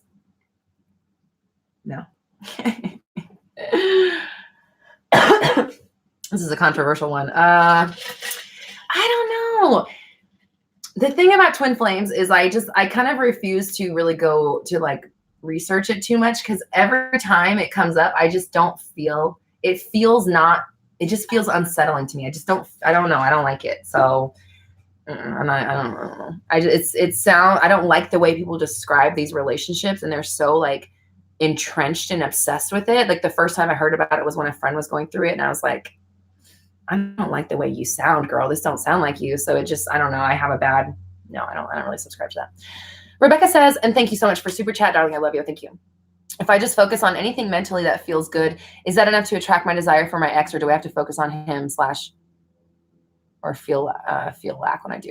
No, don't focus on him. And like in the sense of like what you guys have already experienced, where you're at, where you're not at, things like that. You don't want to keep telling the old story, but you do want to rewrite him and launch that kind of into orbit. Like rewrite the story. You guys are figuring it out. Let me look at this again. You're figuring it out. You're both like doing your own self-work that's making you coming together so much better. Everything is great. You have such a deep connection. You bring out the best in each other. You have such a lovely relationship, yada, yada, yada. You want to tell this new story and kind of launch that into orbit, so that now, once that's out, once we've sent that to the printer, right? The 3D printer that's off, I'll get more into that on Wednesday. Once that's out of our hands, we've sent it out to the universe. Now, anytime the topic comes up, we don't have to worry, because we remember, oh, I already took care of that. That's fine. I don't have to worry about him. So if you're thinking about him in a way that doesn't align with that, if you're thinking about a version of him that's not that version, that's doing what you want and already feels the way you want him to feel, then you need to bounce that thought, redirect, and then make sure that you're staying focused and telling the story about him that you want. Otherwise, don't think about him. If you can't think about him in the way that works for you, you want to shut those thoughts down, because you already have that version, right? So I talk about this idea of when you have like the version you're creating, and the version you're selecting, the version that's like hopes, wishes, dreams, and prayers, right? This is like wisp. This is energy. This is not tangible. It's harder to hold on to. This one over here, the version you already have, past, present history,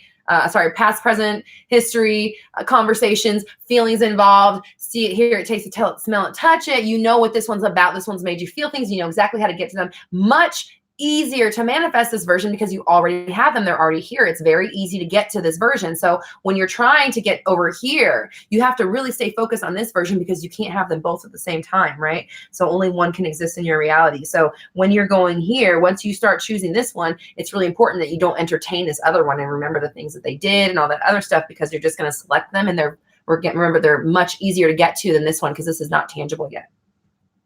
I hope that answers your question. Aiden says, how can we increase our level of manifesting power? Can it be weaker or stronger depending on stuff we can do to amplify it? That's a really interesting question. No, it's not the power that you need to amplify. It's the doubts and the fears and the worries and the insecurities that you need to turn the volume down on. That's what it is. It's not the opposite. It's not that you're not strong enough. It's that you're too strong. You're way too effing strong to entertain anything that does not align with where you're going, because you are constantly always manifesting like that, right? So So instead of worrying that you're not powerful enough, it's more so, I am super powerful. I need to be very careful with my thoughts, right? Because they're manifesting all the time.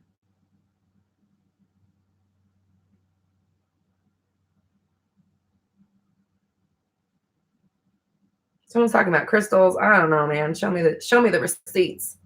Okay. Rebecca says, is it emotion or thoughts that manifest reality? It's both, but the overall, what really manifests reality is your dominant thoughts, like what you overall, like it's, let me take that back. This is what I've discovered. What manifests your reality is your honest truth. That's what it is. Your truth is what manifests. So when I say, like I said earlier in the beginning of this live, when I say my business is booming, I'm helping millions of people, that's my truth. Whether or not the numbers or the pixels on the screen reflect it in this reality, that has nothing to do with the fact that my truth is that my business is booming. I'm helping millions of people. This shit is taking off. I'm building an empire. There is nothing that anyone can tell me that's going to change that story for me, right? Because that's my story right now. I could change it if I wanted to, but I don't want to. So I'm going to stay focused in it, and I'm only going to tell that story. And I'm only going to say things that align with that story. I'm only going to entertain things that align with that story. So, do the emotions replicate? Yeah, everything, because everything's happening constantly. That's why it's better to know. I know that no matter what I feel, no matter how I'm feeling, any emotion that I have in the moment, my manifestations are still coming. I can feel whatever I want and still manifest, because it's always happening, right? So I know my stuff's coming. I don't need to worry about it. I can feel however I feel, and it's still going to be here. That's what manifests, right? Okay. Lakeisha, what am I squinting for? Lakeisha says, my SP, and thank you for the super chat, darling. I appreciate it. My SP is in a relationship with someone else, but we have kids. How do you stay focused on yourself, but trying to manifest a relationship with them? Okay. So you're really going to have to rewrite this story. Definitely need to clean up your vibration with your person, and just I know it's hard to cut the old shit out, but that's the only way to get past it. Like, it's the only way to transcend it, is to just like take away its power and its weight. So we got to start telling a new story. Maybe you guys aren't together right now, but that's fine, because what you needed to do was maybe separate so you could work on each other. Okay, fine, great. We're doing that. Great. We're in a great spot now. Both of us feel amazing about ourselves. We're both falling more and more in love with ourselves and each other. We love showing up for our kids. We co-parent so amazingly. We have such a great relationship. I'm so appreciative of him for being there for me while I go through this phase, and vice versa. I'm there for him, and I'm so proud to see the growth that he is putting forward, right? You want to be telling the story only, just like I was talking earlier about my truth of my business is booming, I'm helping millions of people. That needs to be your truth, and that needs to be the story you tell no matter what is going on in your life, right? No matter what's happening in your 3D world, does not matter. You need to stay in the truth, a new truth of what you're manifesting. Otherwise, you're going to get more of what you already got. Because remember, it's super easy to get to. It's already here. We know what that's like. It's already here. I got this. I don't need to try at all. So you might as well you don't even have to entertain them at all to keep getting what you already got, right? Because it's already here. And the family works together. Everyone's coming together closer and closer. We love each other. Kids are doing great. We're doing great. Everything is working out. Best case scenario. Okay. I am going to make everything is working out best case scenario shirts. I just haven't done it yet.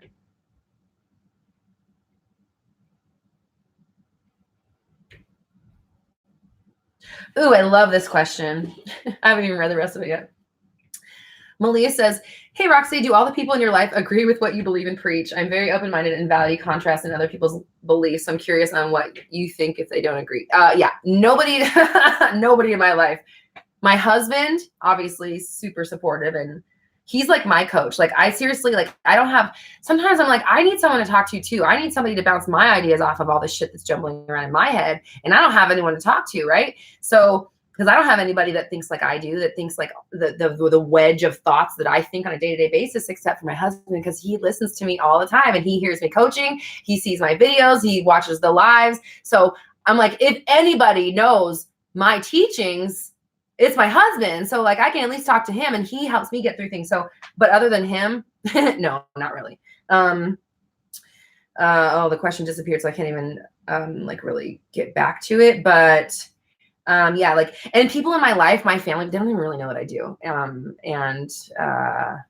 I I just I discovered law of attraction in 2011, and I tried to get everyone on board then, and I learned my lesson that they need to come in their own time. So I've been harping on it for 8-9 years now, and they'll come around eventually. Maybe when they see my book at Target, they're gonna be like, "Oh shit, what has she been talking about this whole time?" Okay, let's see. Elodie says, "Hi, Roxy. I saw my person this past weekend. He basically said the opposite of what my version of him would say. Like, I don't believe in love. The relationship, where's the rest of this? The relationships around don't make me want to be in one, blah, blah, blah." In my head, I thought, where is it coming from? I've been conditioning my mind to the new version of him, so I was a bit confused. Since that, I've been thinking about my ex, just about the connection we had. I don't understand why that is. You got something else going on in there. So you're going to have to look at like what kind of things you think are possible for you and this person, what your true expectations are. Really look at what your truth is, because that's what I've noticed with a lot of people is they think that they're doing all the work and stuff. But when they're talking about it, their self-talk, the actual conversations, the words they're using, their truth is not where it needs to be. So I would be look really in minute details and minute places, because that's usually where this stuff lies. Okay, what do we got? What do we got? What do we got? What do we got?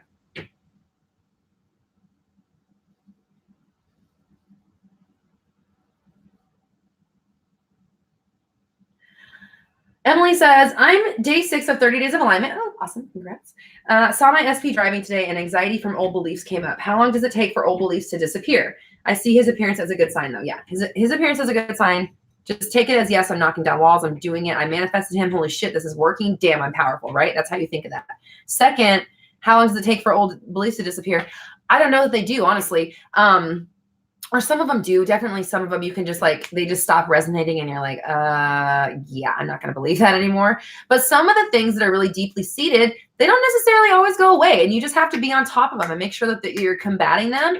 And after a while, you're going to start choosing the new belief automatically, because your brain's going to notice that you're changing it so many times. Like you're like starting at this thought and then you're going to this thought and then you're going to redirect it and kind of go around the block. And your brain's going to realize that it's going around the block every single time. And so after a while, it's going to say, why am I going around the block when my friend just lives down the street? So then it's going to start choosing the thought that you want automatically, the belief that you want. But sometimes those beliefs are still there. So that's why it's really important for you to stay on top of it. And I'm only saying this now because I've learned firsthand that you can't slack. Like don't slack. Don't be slacking or you be lacking. Okay. Because you got to stay on top of it. You need to stay in the mind frame of where you want to go.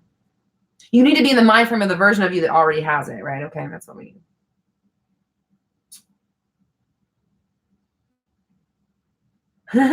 Leah says, this was my mindset when I was a kid and a teen. They all said I was crazy and I eventually gave in to what they were saying. Turns out I was always right. Damn right, girl. And you can still take that power back. Just because you maybe strayed from it before does not mean or make you any less powerful now, okay?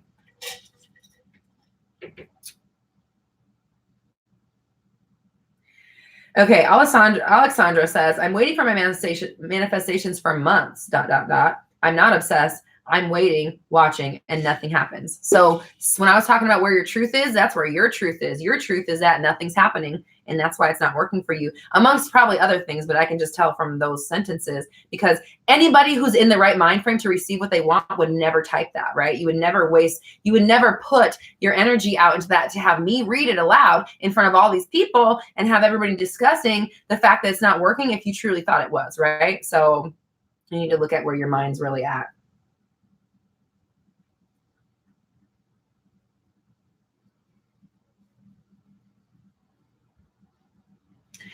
Alara says, if there are money problems in my 3D reality, but my rich self doesn't worry about money in ideal world, how do I balance cutting down the expenses and keep choosing this to spend without worrying me?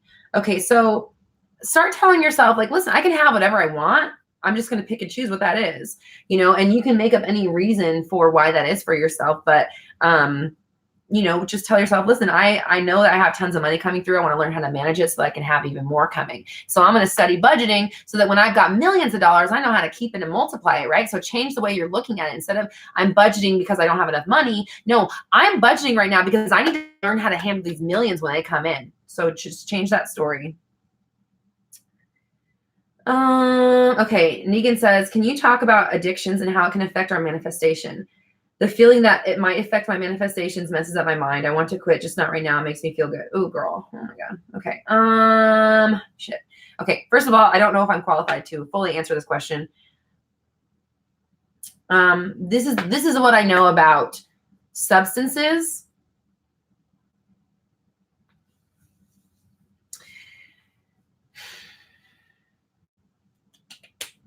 I'm going to use drinking because I don't have any knowledge, like personal knowledge beyond that. But I will say I have talked about this before.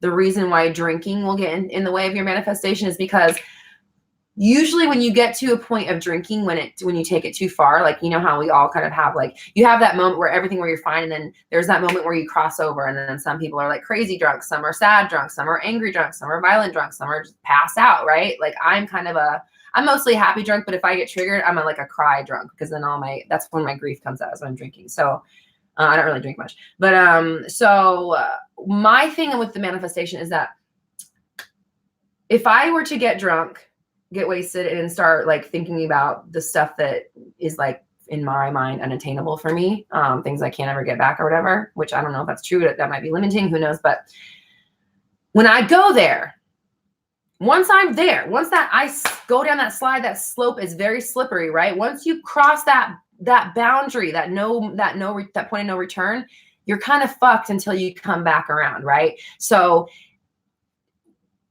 when you are, again, using drunk, for example, let's say I'm drunk and I get triggered about my cousin or my sister that passed away yesterday. It was her birthday, of course. If I'm wasted and I start thinking about her, that's it. I'm going into fucking hysterics, and there's just no turning back, right? And then I'm going to be feeling that way until I wake up the next morning, because I'm going to pass out that way, right? So now I've got however many hours of intense feelings of lack, right? Strong emotions of lack for the last however many hours I've been manifesting that, or at least vibrating on that, right? So my thing with the substances is just that once you get to that place where you're not like clearly manifesting what you want, there you go. That's where who knows what you do with your mind at that point forward? Who knows what you start pushing print on, right? Because you're printing all the time. So that's where I would look at it, is like, okay, well, where's my mind at when I go here? If you can use, like, if it's like, for example, like weed or something, and you can just like chill out when you're smoking weed, fine. That's not going to like ruin your manifestations unless you start like spiraling or entertaining things that don't align with where you're going. Oh, Nick, I love you. Sorry, Roxy, I don't want to ask you anything right now because everything in my reality are perfect, and I feel total gratitude. I just want to say that I love you. Appreciate you, and thank you so much. Okay, what do we got? What do we got in the Facebook group? Zahira says, hi, Roxy. Hello, doll. Can you give me some insight into manifesting becoming a better student who achieves higher grades? I don't just want the high grades. I want to have the skills that come along with it. Better memory, faster processing, better understanding, more conscientious, etc. Thank you. Yeah, okay. So first things first, just start declaring that it is. Yes. Okay. Oh my God. School's amazing. I'm like the top student here. I absorb things like a freaking sponge. It's like I hear something one time and it's just implanted in my mind. I have the most amazing memory. I can recall any information that I learn. I read super fast and I retain everything that I read. I'm doing so freaking good at school. I love this school. I'm learning so much. Oh my God. I'm so glad I'm doing this. I am just growing by leaps and bounds every day. That's your new story. Okay. Billow on that. Like, I think of like the first affirmation of like, school is easy for me, right? This is our tree trunk. School is great. School is easy. I'm doing really well. Then we start adding all these, like the leaves and branches. Everything's going well. I'm, like I just said, I absorb information like a sponge. Everything is working out for me. I ace every single test. All my professors love me. All my classmates love me. Everybody wants to work with me because I have great ideas, yada, yada, yada. Just build that tree out and just make that your new reality and continue to select that over and over and over and declare it. Okay. Super chat, Jan, thanks so much. Greetings from Austria. Thank you, darling. I appreciate that. You're so sweet. Thank you. And hello, Austria. I would love to go there someday. Okay, what do we got? Oh, fuck these. Oh my God, I just lost someone's question because they're coming in too fast. Sorry.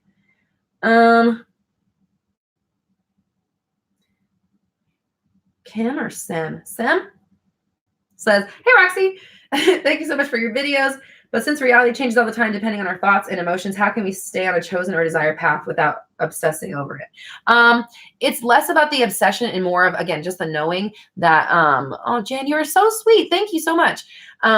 Just knowing, again, that that's going to happen for you, that you just keep your truth at whatever it is happening is already happening, right? So my manifestations are coming. I know they are. I don't have to worry about that. It's all happening. I don't need to see evidence, physical evidence, to know that it's going on behind the scenes. I don't need to know what's going on behind the scenes because that's not my job, right? My job is to set my intention and then show up and take it. Anything in between, none of my damn business. So where was the question? Did I lose it? No. Okay.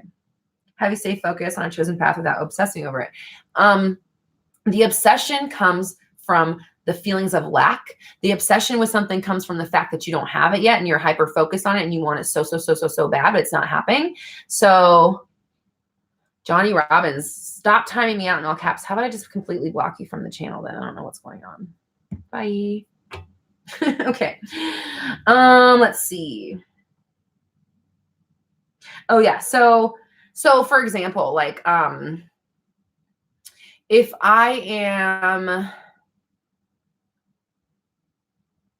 if I'm creating a business for myself, or if I'm, moving forward through my situation, I'm only going to think of myself as someone who's successful. I'm going to think of my business as successful, as booming, as people wanting to come to me, as people having great experiences when they get coaching with me, yada, yada, yada. Everything's growing, everything's building.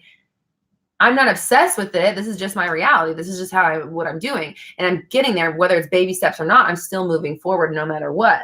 So it's not an obsession because I don't have the lack. I don't worry whether or not it's coming. It's just happening. It's happening right now. It's unfolding every single moment. So when you can detach from needing something, it also detaches you from the lack of it, right? Obviously, that makes sense. But Al's always driving home from work during part of the, I need another YouTube person because Al has to do all the work. I'm sorry, Al, I appreciate you.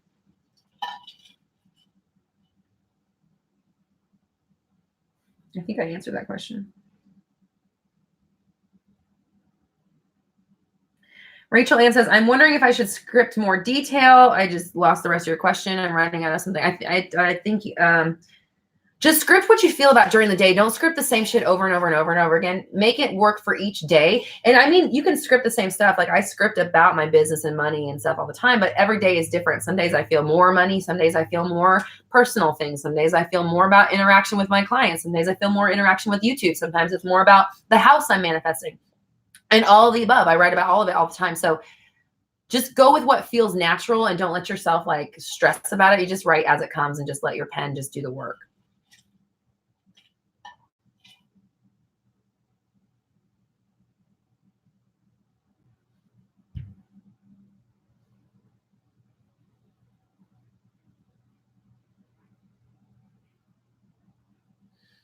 Achi says, good afternoon. Could you please talk about revision, how to do it correctly? Do you believe it works?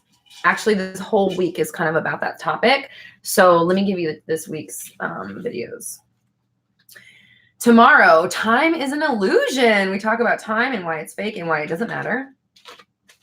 And yeah, okay. Then Wednesday is in the moment revision. This is also going to be taking, control over your 3D reality and not allowing it to impress up here unless you want it to. That's Wednesday. Thursday is going to be a full deep dive on past revision. And then Friday is going to be about seizing the moment, taking your power as it is right now, and how to make the most of it. So yeah, so Thursday we'll have a full video on past revision that you can kind of dive into. Do I believe it works? I believe it works in the way that it takes the sting away from things that happened to you in your past. I don't know if it changes the past. I can't tell you. I've never been there. Wait, let me take that back. I was there once and I can't go back that I know of. So I don't know what it does to the past in actuality. But again, it does change the way that you feel about it going forward, which changes the way that you manifest the rest of the world coming at you. Okay.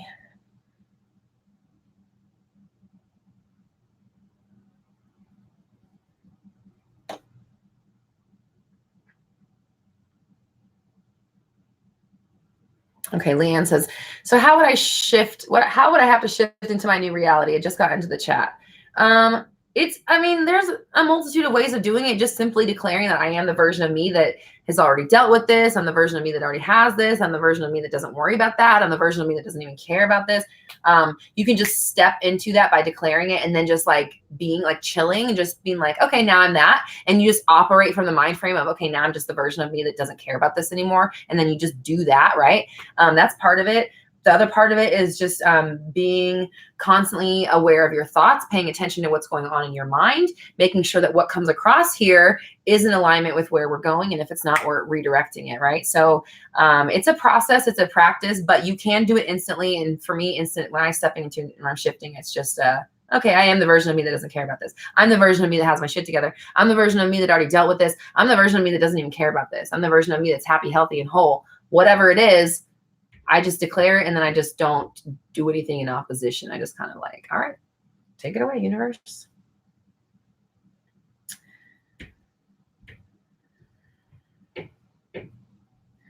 James says, I am determined to manifest my SP, asking me to fly up to him in 2 weeks. What is the best thought to push print on this before I sleep? Script about it. You're already going. You're flying up there. Change the energy from I'm determined to make him ask me to he already asked you. I want you to energetically already accept the invitation. Okay. So I want you to energetically accept the invitation. I'm going. Okay. So now I need to pack my bags. It's 2 weeks away. Holy shit. Am I ready? Do I need to request the days off of work? Do I need to, I don't know, I don't know where you're going, getting a bathing suit, whatever. Just start behaving as the version of you that's going in 2 weeks because you are. Okay. And then script about it, script about how awesome your trip's going to be, how excited you are to go and all that stuff.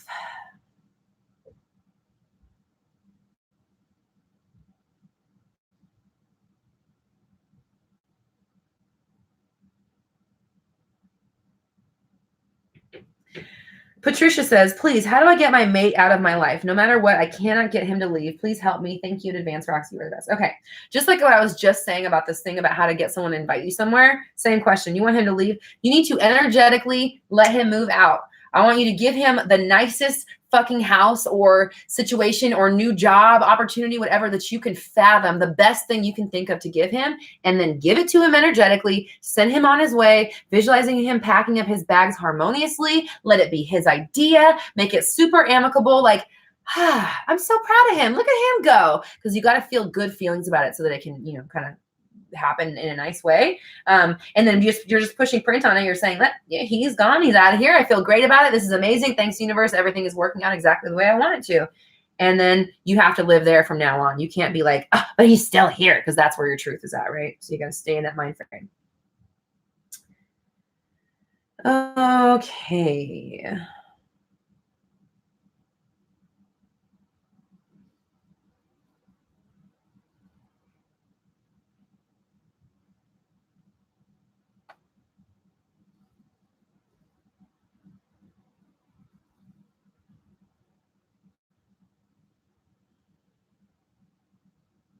Oh gosh. Okay. Sorry. Now I'm looking at all the drama. Sorry, guys. I'm so sorry about the issue. I only have like one mod. I need somebody else that's always here.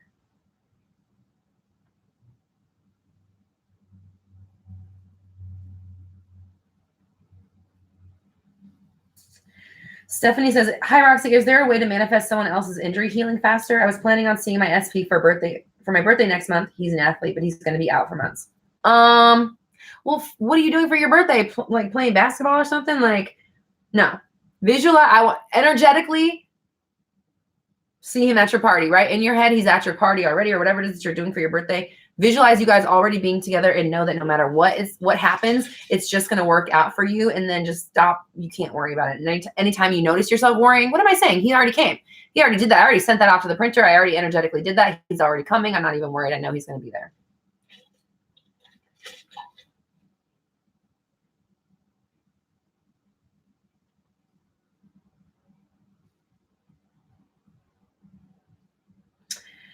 Christy says, hi, Roxy. In regards to manifesting career goals. How much work does one actually have to put in, and how did you gauge your success early on before the manifestation appeared? How much work does one actually have to put in? I mean, I I put in work. I had to change my whole mind frame, because I had to mentally or energetically become this version of me right now when I was a year ago not being this version, right? And I was sitting at my desk hating my life. In my mind, I was this me, right? And I had to stay there. So how much work did I put in? A year's worth of mental focus. I sure did. And it changed my life. And maybe that seems like a long time, but that's just what my last year was like. Let's see, it was about,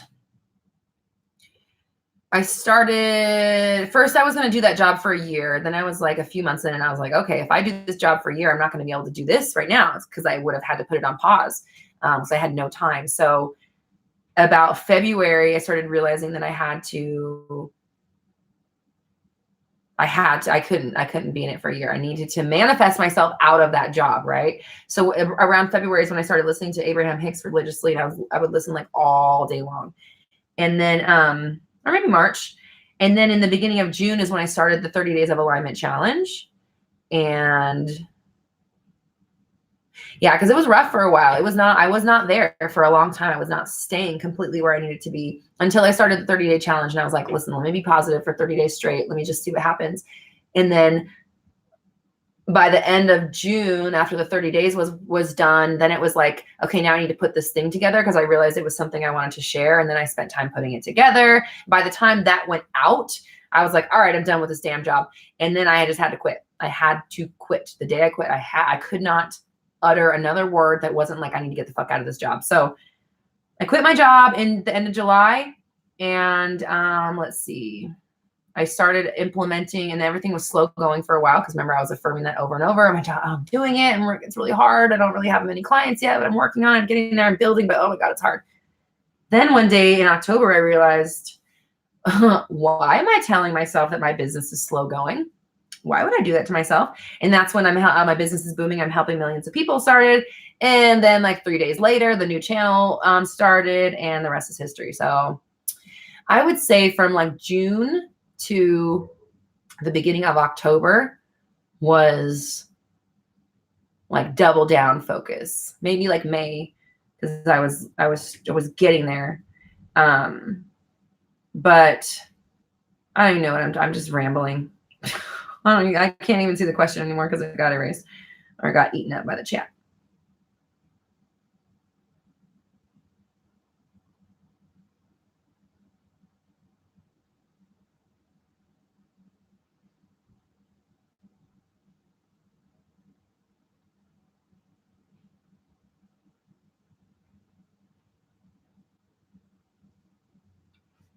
Sia, proud of you. Thank you. I'm just trying to like curate these questions from now on.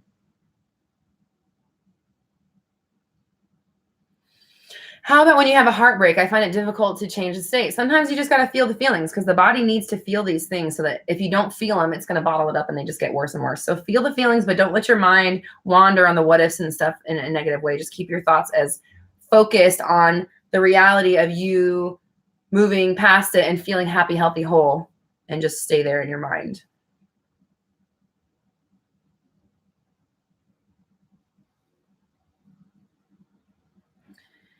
Aiden says, to powerfully manifest things, do we have to clearly visualize it or repeat words in our head, or both are totally required? Nothing. The only requirement to manifest is that you're a human being. So you did it. Congrats. Now, visualizing something is just a way of sending it off to the printer. Putting the words in your head is just a way of sending it off to the printer. It all works. Okay.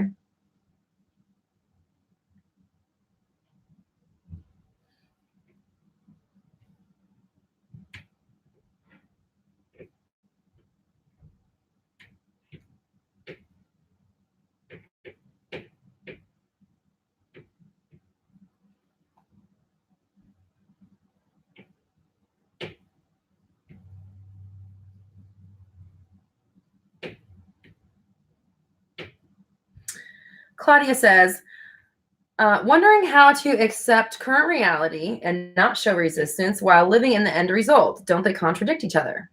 No, because here's what it is. So your mind, you are in the mind frame of the version of you that has what you want, right? Accepting your current reality is not like, okay, fine, I'll just fucking have this for the rest of my life. I accept it. No, accepting your current reality is just like, okay, this is fine. Because if I accept what I have now, then I'm cutting off any negative feelings I have about it. So I'm not going to be pushing away whatever I want by having those attachments, those strong like feelings on it, right? So like accepting my current reality, not showing resistance is just like, yeah, this is what it is. It's fine. I don't care. No judges, right? We are where we are. This is just evidence of where I used to think and what I used to feel. Okay. And right. So no matter what comes into my life, okay, I don't care. This is 3D. It's none of my business. It's not where I'm going forward. And I just know that whatever it is that I want is unfolding in every moment. That's it.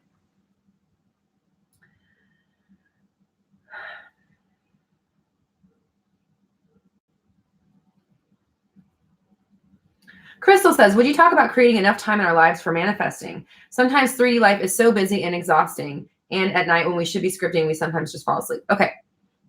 So yeah, you're kind of operating off the idea that manifesting is like a choice and you do it whenever you want. And it's like a thing that you sit down and do. And you're not understanding that it's happening in every single moment of your life. However many times I just fucking click my fingers. That's how many, probably in even more realities we just sifted through, right? So you're always manifesting. Things are constantly happening.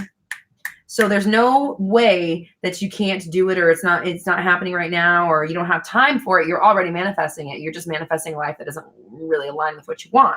So what you're going to do, watch my video called How to Reprogram Your Mind. That's my 3-step process. That's what changed my life. This is, as far as I know, from my clients, myself, my clients who are doctors, who are NLPs, who do this stuff as jobs, they co-sign what my process is, and they agree that this is the best way, or this is the way at least, to transform your thoughts. And so for me, take that process, do that, and then it's not about taking the time to manifest. It's you have your thoughts in the place where they need to be all the time. So it doesn't, like, I don't sit down to manifest anything. I don't do stats. I don't do meditation. If I want something, I energetically accept it and then keep it moving. And I always make sure that my thoughts are in alignment with where I'm going. If my thoughts don't align with my business is booming, I'm helping millions of people, they don't get to stay in my mind, period. Right? Okay. That's how you gotta live. What we got in Facebook land? Okay.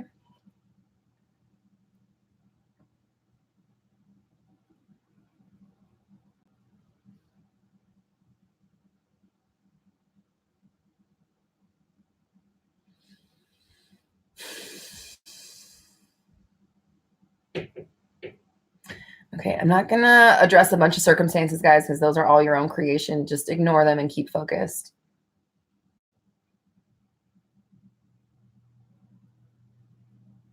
Claudia says, hi, Roxy. Thank you so much for your work. I lived one of the most difficult years of my life, and this past month, watching your videos in the new year have been the most peaceful and hopeful. Hell yeah, girl. Thank you. I'm glad to be part of your journey. Saloni says, how can I feel like I'm not lying to myself when I say me and my SP are together? Okay, first things first, just know that, like, when we're brainwashing ourselves, sometimes we don't believe it right away, right? Like when you're manifesting money and you're changing your money story and you're like, yeah, pay that bill. I don't even care. I don't care, right? Like, even if I have no money in my bank account, I'm not going to, again, let my subconscious in on the fact that might be going down in my 3D world. So I'm always going to be thinking in a way that aligns with where I'm going. But so I would say, so first of all,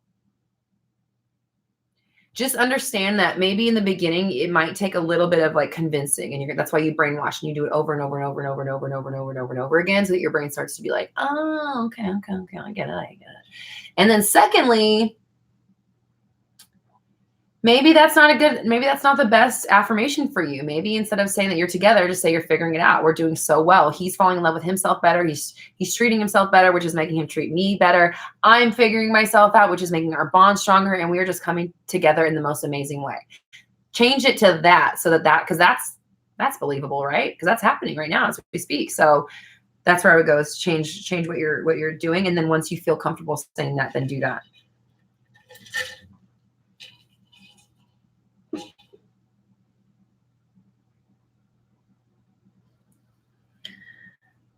Mercy says, long live Mindset Mondays. Thank you. Thank you. Thank you. Mercy also says, how do you select the version of the SP you want? Do you say, I intend, I select? Yeah, you can do all that. You can, you declare they're the version of them that's already doing this. I don't need to worry. They're already doing this. I know they're feeling this way. I know they think this. I'm not worried. I've already selected them. I've already cleaned up that vibration. I've already manifested them. There's no big deal. You do whatever you can. Again, this is like every single day, like day in, day out. The problem is that we want to use like one sentence, and this one affirmation is going to do the trick, and then one thing over here, and then this meditation session. It's like, no, your life is just minute after minute after minute after minute of ongoing, and your thoughts, they don't stay in one place all the time. Okay, so we're thinking about a million things in a day. So instead of trying to like, oh, I can only think about this, no, I'm only going to be aware of the way I'm thinking about things. Or not only, but that's what I'm going to be paying attention to. So I'm not going to try to control what comes into my mind as much. What I am going to do is pay more attention to the way that I frame it, so that whatever does come up, I only think about it in a way that works for me. And that's how you get everything to work out in your whole life. Because now if I'm thinking about traffic, I'm thinking about how fast I'm getting there. If I'm going to Starbucks, I'm thinking about how fast they're going to call my name. If I'm getting a haircut, I'm thinking about how cute I'm going to look when I get out of there, right? So every single thing that's in my life, I only think about it the way I want it to go. And then that way everything works out, or better, right? So yeah, I select this. This is like this. I only think of him this way. If I want him to be this version, I'm only going to entertain him. I'm only going to let him be in my brain if he's acting in a way that aligns with the version I'm selecting. And that's how you do that.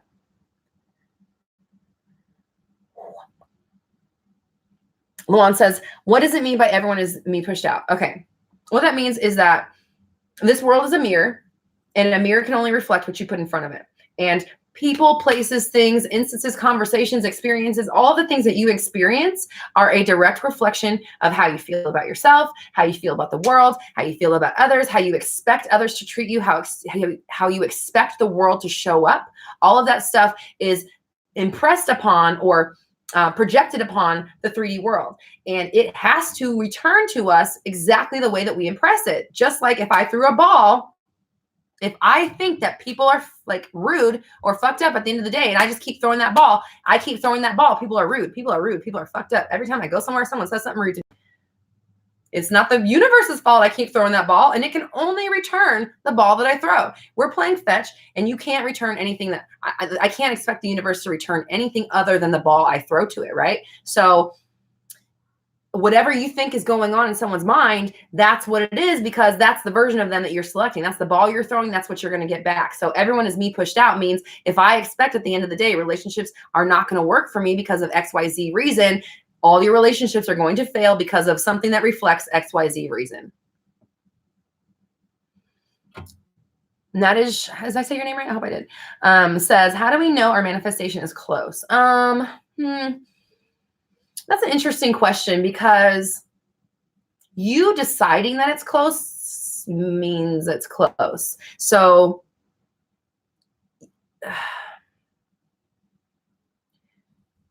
I don't know. I always say this, your job as a person is to launch your rocket of desire and then show up and take it when it's time, right? Anything in between is not really your business. And if you're focusing there, you're not focusing on where you should be, which is keeping your thoughts in alignment with where they need to be. So how do we know our manifestation is close?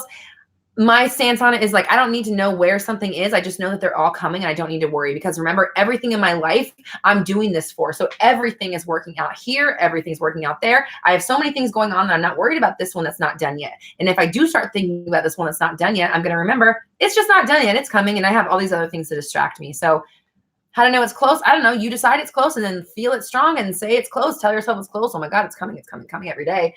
You expect to see it, and you will. Oh, Purring Bean says, thank you for your videos. Thank you so much for watching, and thank you for donating to the chat. Both of you guys, I appreciate you. Nadine also, thank you so much. Says, Roxy, I manifested $100 today because of scripting, and I've also been on the phone with you And I've also been on the phone with you when SP is called during a session. Yes. Yes. She's the truth, guys. Trust me. Thank you. Oh my God, you're so sweet. And you gave me some of your money that you found today, or you manifested. Girl, thank you. Yes, yeah. Nadine is the person who we were on the thing and her SP called and she's like, oh my God. And I was like, I'm not surprised, girl. I am not surprised because you are breaking down walls right now. And that's why it's coming through. But thank you so much for your glowing endorsement. I appreciate you.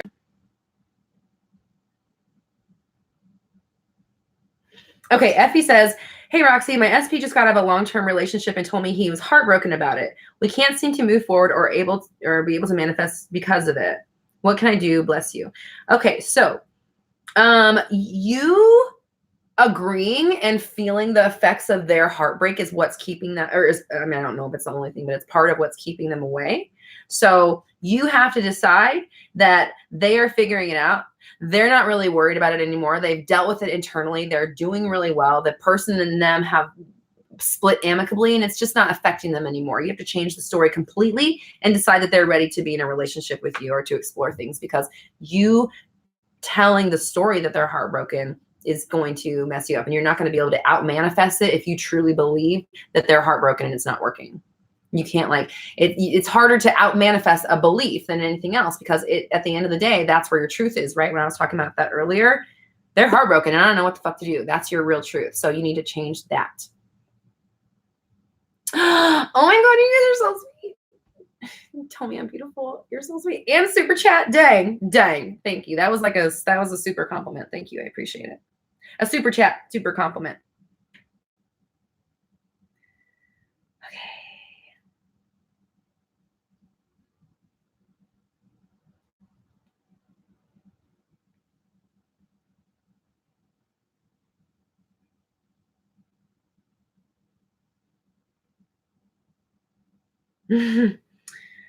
White Rabbit, I got to read this comment you left. Do people listen to Roxy's talks and videos or only care about what is meant for them? If you are doing this only for your answer, you are missing a hell of a lot in this life. Some people have on blinders. That's what I've realized. And some people, they just want someone to come up to them and say, this is how you manifest your person back. I want you to say this 300 times, do this 6 times, and then do this every day for a week, and then you guys will be married. Well, guess what? That's not how it works.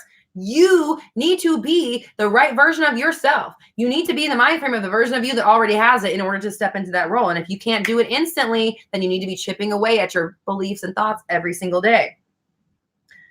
Oh, I almost just accidentally put someone in timeout. How do I? Okay.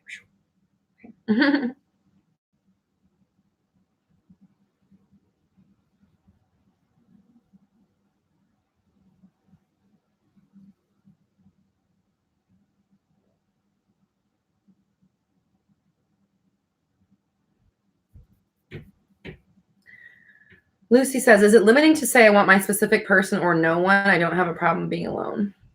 No, you decide. You know, if you just want that person, I'll just be with this person when they're ready and I'm okay until then. No, that's a good energy to have.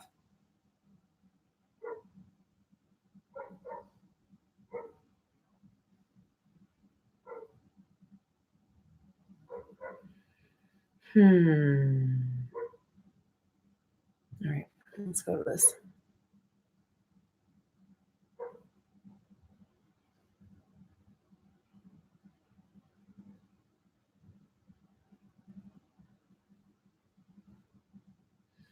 Stina says, so we can be in different versions and still manifest. You're always manifesting every single moment. So yes. Brianna says, are dreams that feel real with your SP a parallel reality if they feel real? I don't know. I really don't know the answer to that question. I would just take that as evidence that your dominant thoughts are in the right place and that everything is working out and it's unfolding as we speak, and just leave it at that.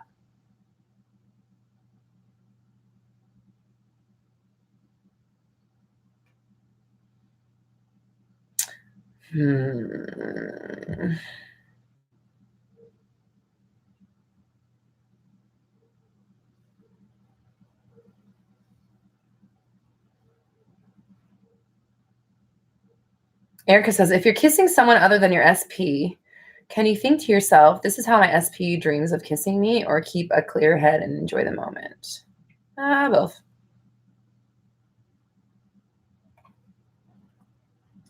It's your decision, guys. Like, you guys are asking me questions about your life and details I don't know the answer to, and these are circumstances you've created. So you can decide anything means whatever the hell you want it to mean, because it's your truth.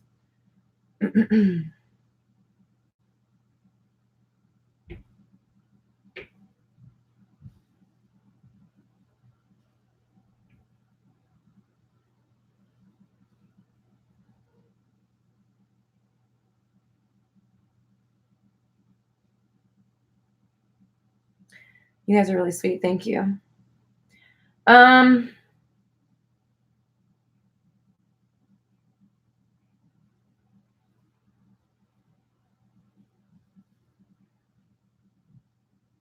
Okay, this is the second question about vision boards, so I will address that. Melanie and where was the other one? Stephanie asked about vision boards. Okay, I haven't really made one. I mean, okay, I haven't really made a vision board per se, but I did. If you used to watch my old Mindset Mondays, there used to be a bunch of sticky notes on the wall. Those were almost like an affirmation vision board, right? Because I was like, I would write these little affirmations on my sticky notes and I'd put them up in front of my wall while I was sitting at my desk, so that I would have those thoughts like just constantly there and reminding me. And then like I had pictures of the house that I want to manifest printed out and put in front of me, so I could just kind of look at it and feel good about it and stuff. But I don't know, like my tips, I don't have any tips besides what you've already heard, right? Just put it up there, look at it every day, feel the feelings of it, know that it's happening. And I don't know. I don't have anything beyond that. I did do like, a somewhat version of a vision board during my like process of quitting my job. So, yeah, I don't know what else to say about it. Honestly, I don't have a bunch of story to talk about it, but yeah, go ahead and do it. If it works for you, then definitely.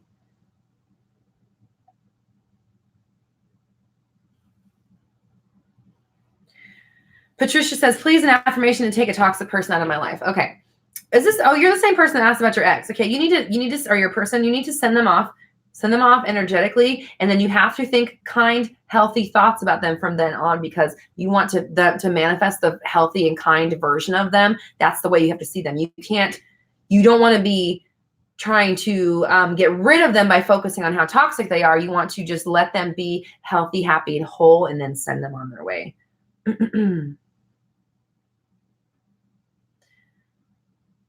Jordy T asked about smoking changing your frequency and your process of your manifestation. I did address that with like alcohol and stuff like that earlier. So not that I'm not answering your question, but I did already answer that.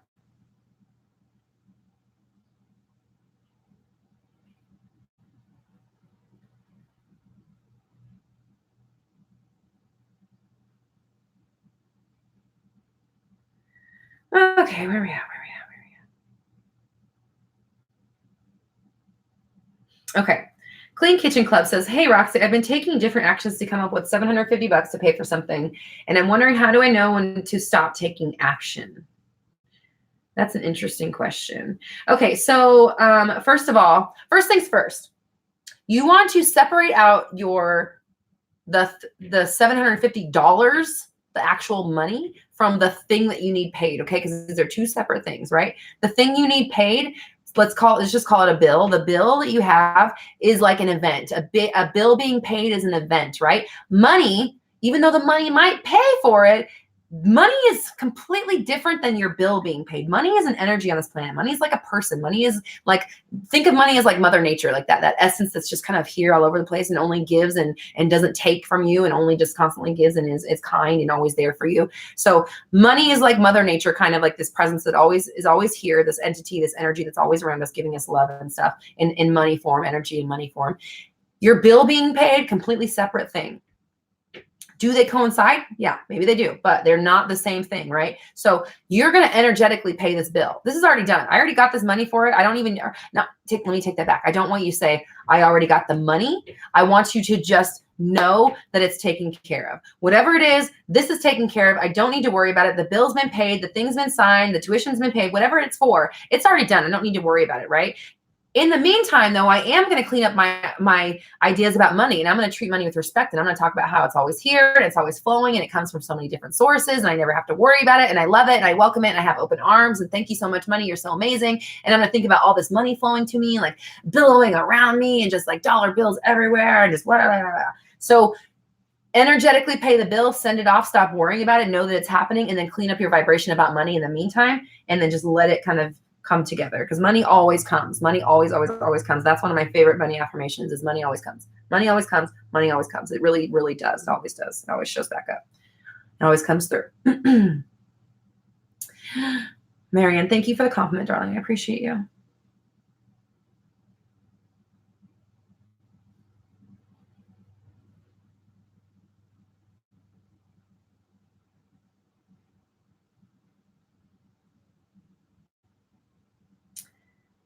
Chantel, I answered your question earlier.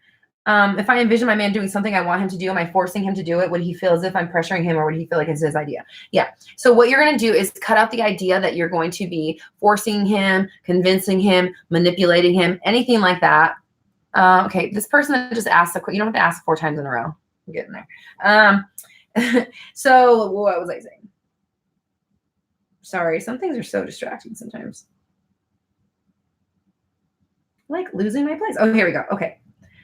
Am I forcing him to do it? So no, we're not going to force anybody to do anything. I don't have time to force you to do something. I don't have time to convince you that my way is right. I'm simply going to select or come into contact with or only entertain a version of you that's already doing what I want you to do, a version of you that already feels the way I want you to feel, a version of you that was already going to do what it is that I want you to do, so I don't have to manipulate you. You already were going to do it. Cool, great, perfect. It works out for everybody. Ferret Apocalypse says, just wanted to tell you that the Black Moon Society has helped me a lot. Thank you. I'm so happy to hear that. Black Moon Society is my Facebook group. We also have amazing merch, and I'm live here in the Facebook group as well. Samantha says, I wanted to say, I love your tattoos and I wanted to know what color your nails are. Oh, thank you. They're this color red. They're gel. I don't know what it is. I'm going to go get them done tomorrow. What color should I get? I don't know what color. Maybe black. Or maybe like a soft pink. Okay. And how can I manifest a job? Change your story about it. Just understand and know that, like, no matter what interview you walk into, they love you. You're the person they're looking for. Thank God you're finally here. You're exactly what they need. They love you. They're impressed by you. They think you have an amazing resume. Everybody in the job loves you. You have great energy. They want you to be a part of the team, yada, yada, yada. And then just go into all your job searching, your interviews, all that stuff, just being like, okay, I'm here to find the perfect situation for me because I know it's coming. I'm gonna have the perfect job, more pay than I even need or expect, great coworkers, amazing boss, perfect situation, great commute, great schedule, done and done. Get the job energetically in your mind, right? And then send it off to the universe. That's my take on everything.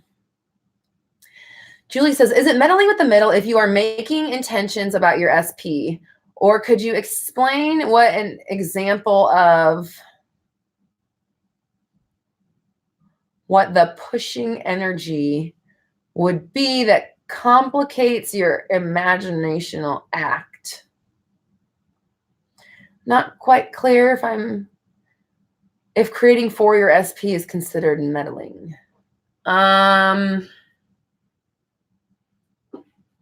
I don't really like that idea of meddling in the middle. It doesn't make sense, because what is the middle? The middle of what, right? What is the middle?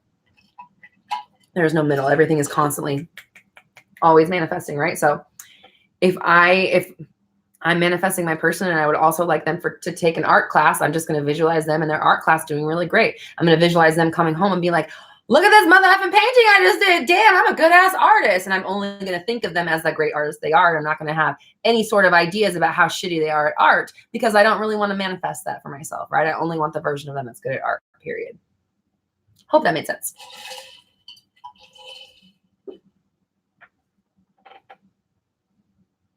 Oh, son of a bitch. Okay, God, this hair is just doing some weird shit. Stephanie says, I'm her favorite LOA person on YouTube. Thank you, darling. I appreciate you. Melanie says, can you tell someone you are trying to manifest something, or does it need to be kept private? It's not like it Is it like not telling someone what you wish for because it won't come true? I guess that's a good question. You can listen. Nobody's opinion or ideas or anything like that can affect what you do with your mind, which is what manifests for you. But at the same time, telling people about this kind of stuff, it's a crapshoot because a lot of people don't subscribe. A lot of people don't get it. And they can make you feel insecure about it. They can make you feel like you're crazy or like you're not doing it right, or it just makes you clam up. Then you start feeling negative feelings about your manifestation. So I would just say that just keep it to yourself as much as possible, because even me, like I said earlier, no, I don't talk about this kind of stuff to anybody in my life because they don't listen. They just kind of like, okay. They give me the drunk friend. They're like, okay, crazy girl. Yeah. You're good. Okay. Yeah. Crazy girl. So I just like, figure it out. I don't know. I can't help you. If you're not going to listen to what I have to say, like, what can I do? So, yeah, I would keep it to yourself. And then if you have to talk about it, just talk about it in a way of like, yeah, actually it's working out and I'm really excited about the progress I'm seeing, and then send it off.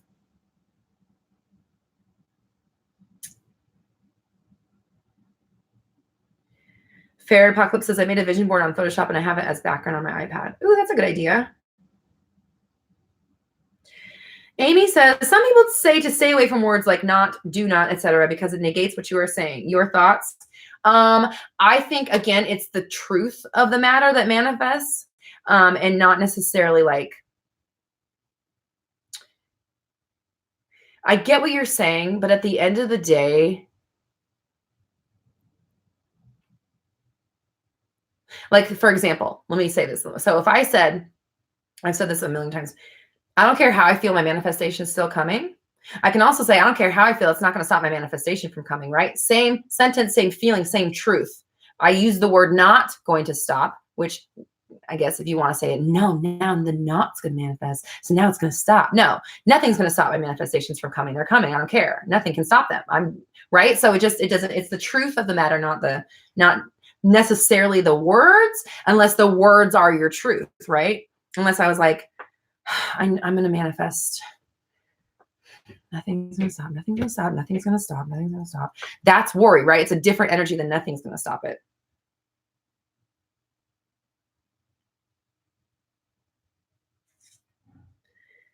PT Callan, hello from Long Beach. Hello.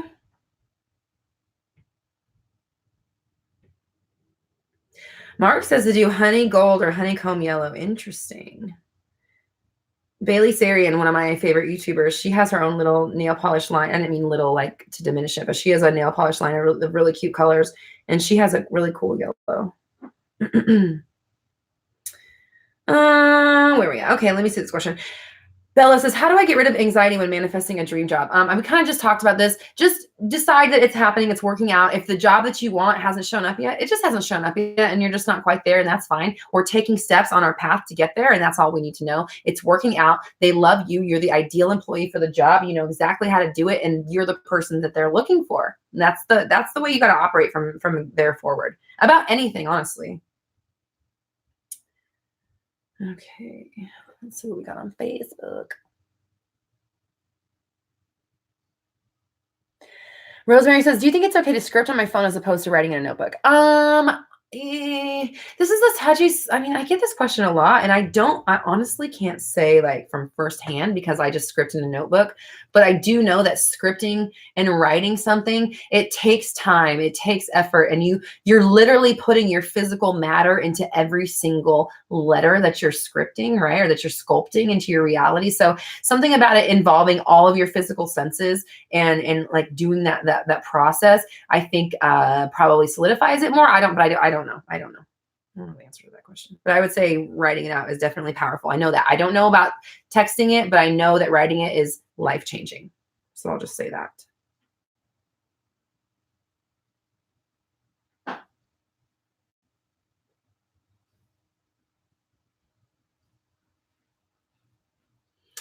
Miss Reject says, can I affirm and create? Oh yeah, girl, change that. I talked about this with you last week. Please don't have your name be Miss Reject. That's not good. I mean, it's your choice, but it's just not, Doesn't help. Can I affirm and create that I'm definitely going to like the guy I'm going out on a date with? I'm freaking out. I won't like him as much as he'll like me. Okay, guess what freaking out does? You're like voting for that outcome. So now decide, dang, we had the best chemistry. I want you to go to the end of your date as like you shutting the car door or you going inside at the end of it and being like, man, that was the best date of my life. What an amazing connection we had. Go there energetically, finish the date energetically on a high note, and then just know that that's what's going to happen and then not worry about it, because your worry again is voting for that outcome, which is really ridiculous. We don't vote for a candidate that we don't like and then get pissed when they show up in office, okay? Same question, Allison. Next question. Every time I get close to my manifestation coming into reality, I get scared and pushed away. How do I stop being scared? Okay. I don't know what your manifestation is, but if this was a relationship, again, I'm just going to make something up because I don't know your story. But if this was a relationship, this is telling me that you are probably afraid of being hurt, being left, afraid of the other shoe dropping, afraid of the unknown, afraid of like not being able to handle when your manifestation gets here. So just know that I think that people forget that they still have control over stuff once their manifestation comes. They think that I'm just manifesting to get my person back. Once I get them back, I go back into being old me with no control. No, now you have your person and control over your life, right? So we keep staying focused and we keep letting it unfold only the way that we want it to go. So if you're doing all of it, if you're paying attention to all the thoughts that come through, what could you possibly be afraid of? Because you know what's coming down the line. If you spent 20 minutes worrying about something, you know something might be coming. So you be prepared for that. You're not scared of it because, again, like I said, Shallon Lester earlier, she says, nothing comes out of the blue. It comes out of the oblivious, right? So pay attention and nothing can come out of the blue for you. Ooh. Michelle C says, what do you say instead of having the constant help me running through your mind? Actually, it's interesting that that's your thing, because when I have my things, and this is even before I knew about law of attraction, like if I ever got pulled over or something like that, or anything, any fear, it's all good. It's all good. It's all good. It's all good. It's all good. It's all good. It's all good. It's fine. It's fine. It's fine. It's fine. It's fine. It's fine. It's fine. So the fact that you're doing help me over and over, switch it to it's fine. It's fine. It's fine. Everything's fine. Everything's fine. Everything's fine. It's all good. It's all good. It's all good. It's all good. Switch that. Okay. Switch it from the help me to it's fine. It's all good. It's taken care of. I don't need to worry. It's all good. It's all good. It's fine. Okay. PT says, is it okay to manifest small things that lead up to your end goal, manifest a text, date, etc., that will lead to a relationship? Yeah, of course. Absolutely. Oh, there goes Al's answering for me. Thank you.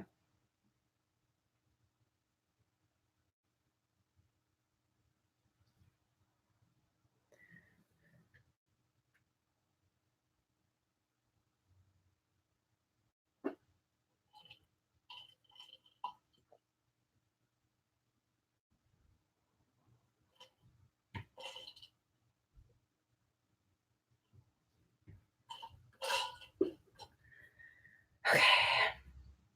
Tammy says, Roxy, I used your video to script and everything is happening rapidly. Scripting is no joke, you guys. I don't just say that for my health.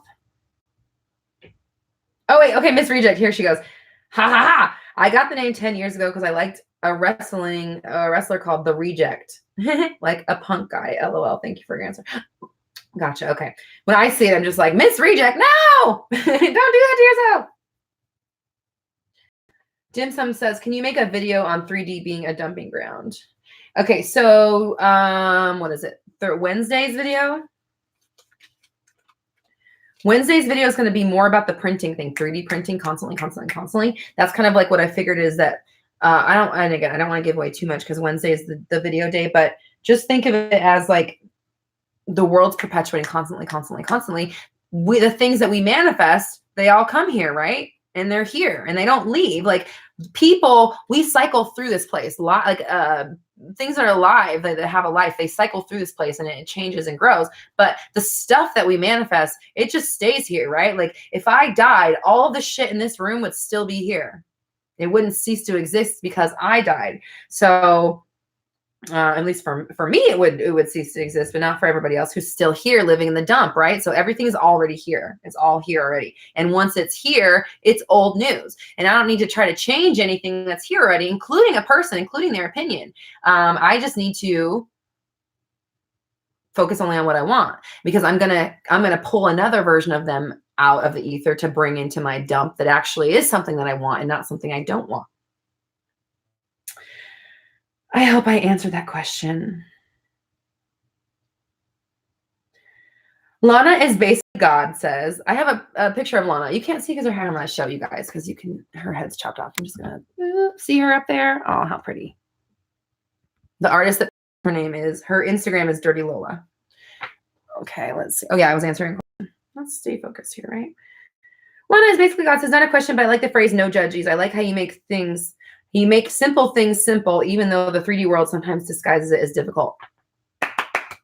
You get it. You gotten it. You figured it out, because that's exactly what's happening. All of this stuff is so simple. I've said this before. It's literally like we've been sitting here for 2 hours and 24 minutes and I'm teaching you guys how to breathe. It's literally that basic and always happening constantly. So again, this whole process, what I'm doing here is not trying to teach you how to manifest. I'm trying to show you how to turn down the volume of the doubt so that it just comes through naturally.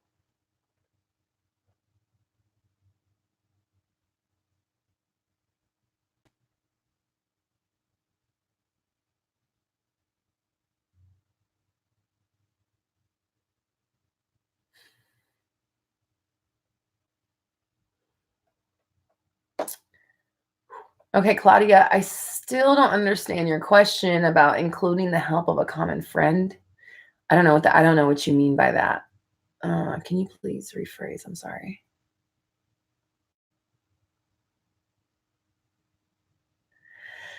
Nikki, RoxyTalks.com, that should work for you. That's where you can sign up for one-on-one coaching.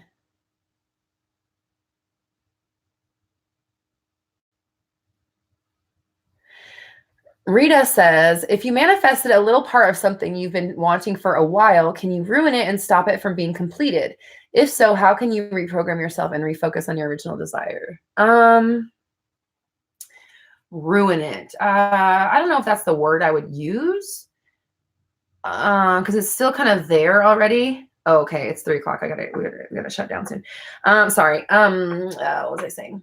Ruin it. Yeah. I wouldn't call it ruining. I would just say like kind of standing in the way. So double down on your affirmations, get clear on what you want, stop using language that describes your situation as anything but exactly what you want it to be. And then just know that it's coming and allow that process to happen without you meddling. Okay. Okay. Doggy's got to go to the vet today, guys. So, we're going to be ending it kind of early. I mean, it's not early. It's still 2.5 hours. So we're going to do 3 more questions.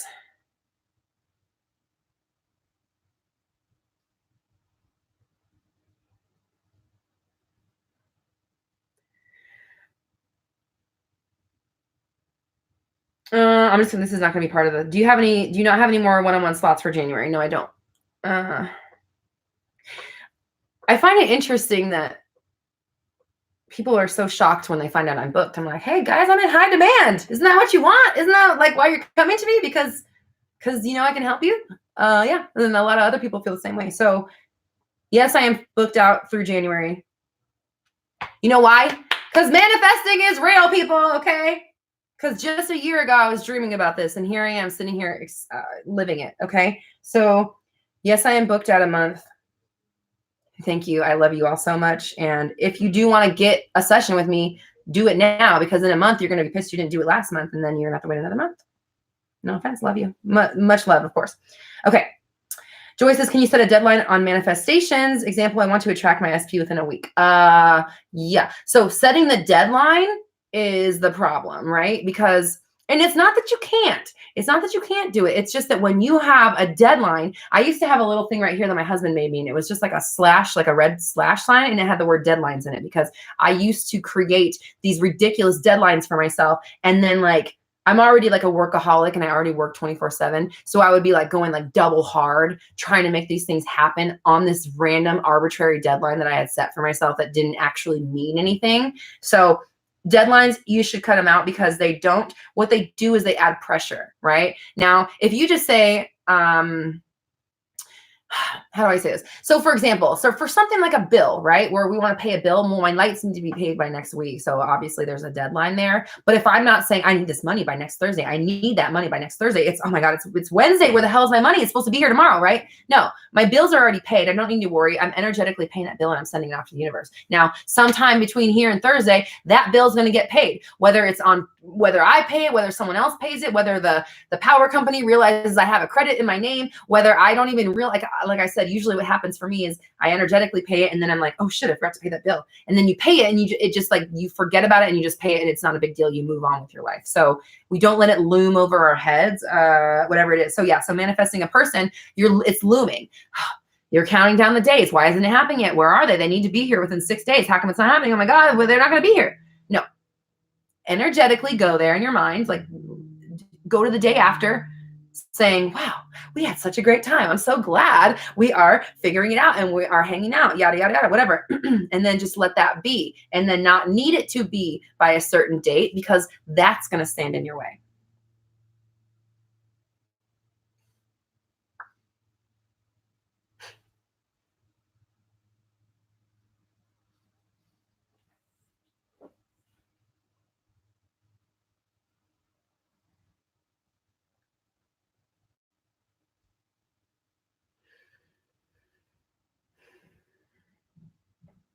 Andrew asked, hey, Roxy, how do I select a version of my SP to do and say what I desire? Not that I don't want to answer you, but I've answered that question several times on this live. So I'm just going to ask you to rewatch it. Not that I don't care, but I got to take my doggies to the vet, so we don't have much time. I don't want to answer anything I've already answered. Not that I don't care, but we've already gone there. So let's see.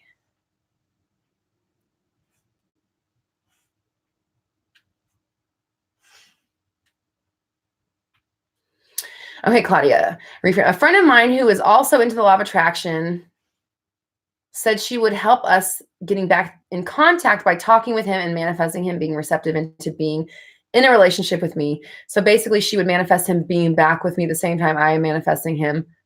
Would including her help somehow create bad karma because a relationship should only be between me and my SP? I would try to get a session with you. I would say that don't attach any negative feelings to it. If your friend wants to visualize you guys together, great. Thank you, friend. Thank you for using your powers to help us. Other than that, you need to just stay in the mind frame of what you're doing. Okay. Like, don't worry if anything's going to be this or that, because then that worry attaches the issue to the situation. Right. So it's all working out. It's totally fine. Your friend's going to visualize, and sometimes be careful when you're including people because you don't know what their true intentions are for you. Not saying that she's not, but just in general for everybody else, be careful what you share with other people because we don't always know what their intentions are for us. And obviously you can intend that everybody has great intentions and treats you with respect and only wants the best for you. So that's where you want to go. Okay, mind. Okay.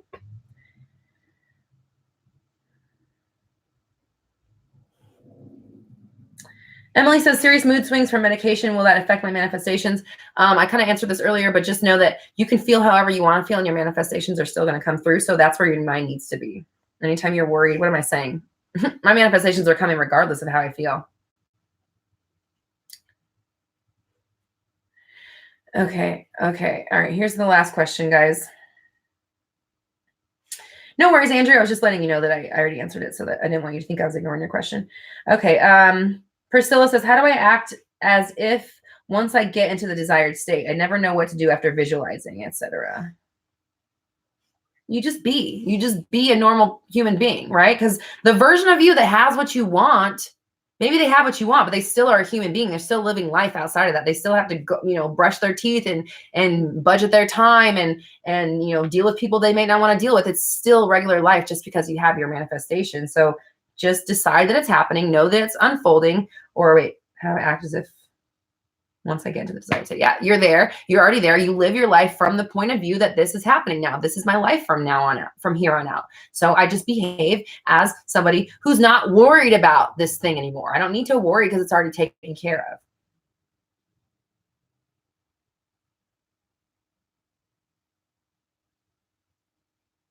All right, guys. I'm going to call it a day for today. Got to take these doggos to the vet. They're going to get their shots and stuff. You can sign up for one-on-one coaching at my website, roxytalks.com. You can also buy Roxy Talks merch and I don't know what, I was reading a question and got distracted. I get so distracted. Oh, Mr. B, he wanted to get blocked right at the end. How sweet. Bye. Wait, how do I know? I'm going to do it from my iPad. Wait, ow. Timed out? No, let's block this person. Okay. Okay. I hope that blocks them forever. Or is it just hidden from me? I don't know. YouTube, you need to make this shit easier, right? You're trying to protect people from trolls, but you don't make it very easy to do so. That's just my 2 cents. Anyways, you can get your own Roxy Talks tea sipping mug or iced coffee sipping mug. Roxy Talks shit. Black Moon Society shit. It's all available at my website, roxytalks.com. Ow. Flipping trolls, I will ace you. I love you. You're so funny. And thank you, Sarah. Thank you, everybody. I appreciate you. I love you. Sign up for one-on-one coaching with me if you'd like to discuss your specific issue. We can get to your limiting beliefs, target where they're lying, and then launch new ones in place so that you can rewrite your story, change your life, and get everything that you're manifesting, okay? Until next week, guys.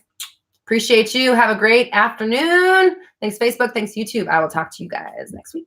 Oh, don't forget to, this week, I'll just read the videos one more time so everyone knows. For this week's videos, we have tomorrow is time is an illusion. We're going to talk about time and why it's not real and how to use that to your advantage. Number 2, in the moment revision. This is also going to be discussing how to like seize your power, right? Number 3 is a deep dive on past. Sorry, number 3. Thursday's video is a deep dive on past revision. And then Friday is about not only seizing your power, but seizing the now, using what you have now, creating and going forward, and how to keep this going in your life, how to keep the momentum going forward, okay? All right, until next week, I love you guys all. Have a great week. Stay focused. Don't tear yourself down. Don't diminish. Trust yourself. Allow yourself to do it and stay focused on what you want, okay? Bye. Bye, Facebook.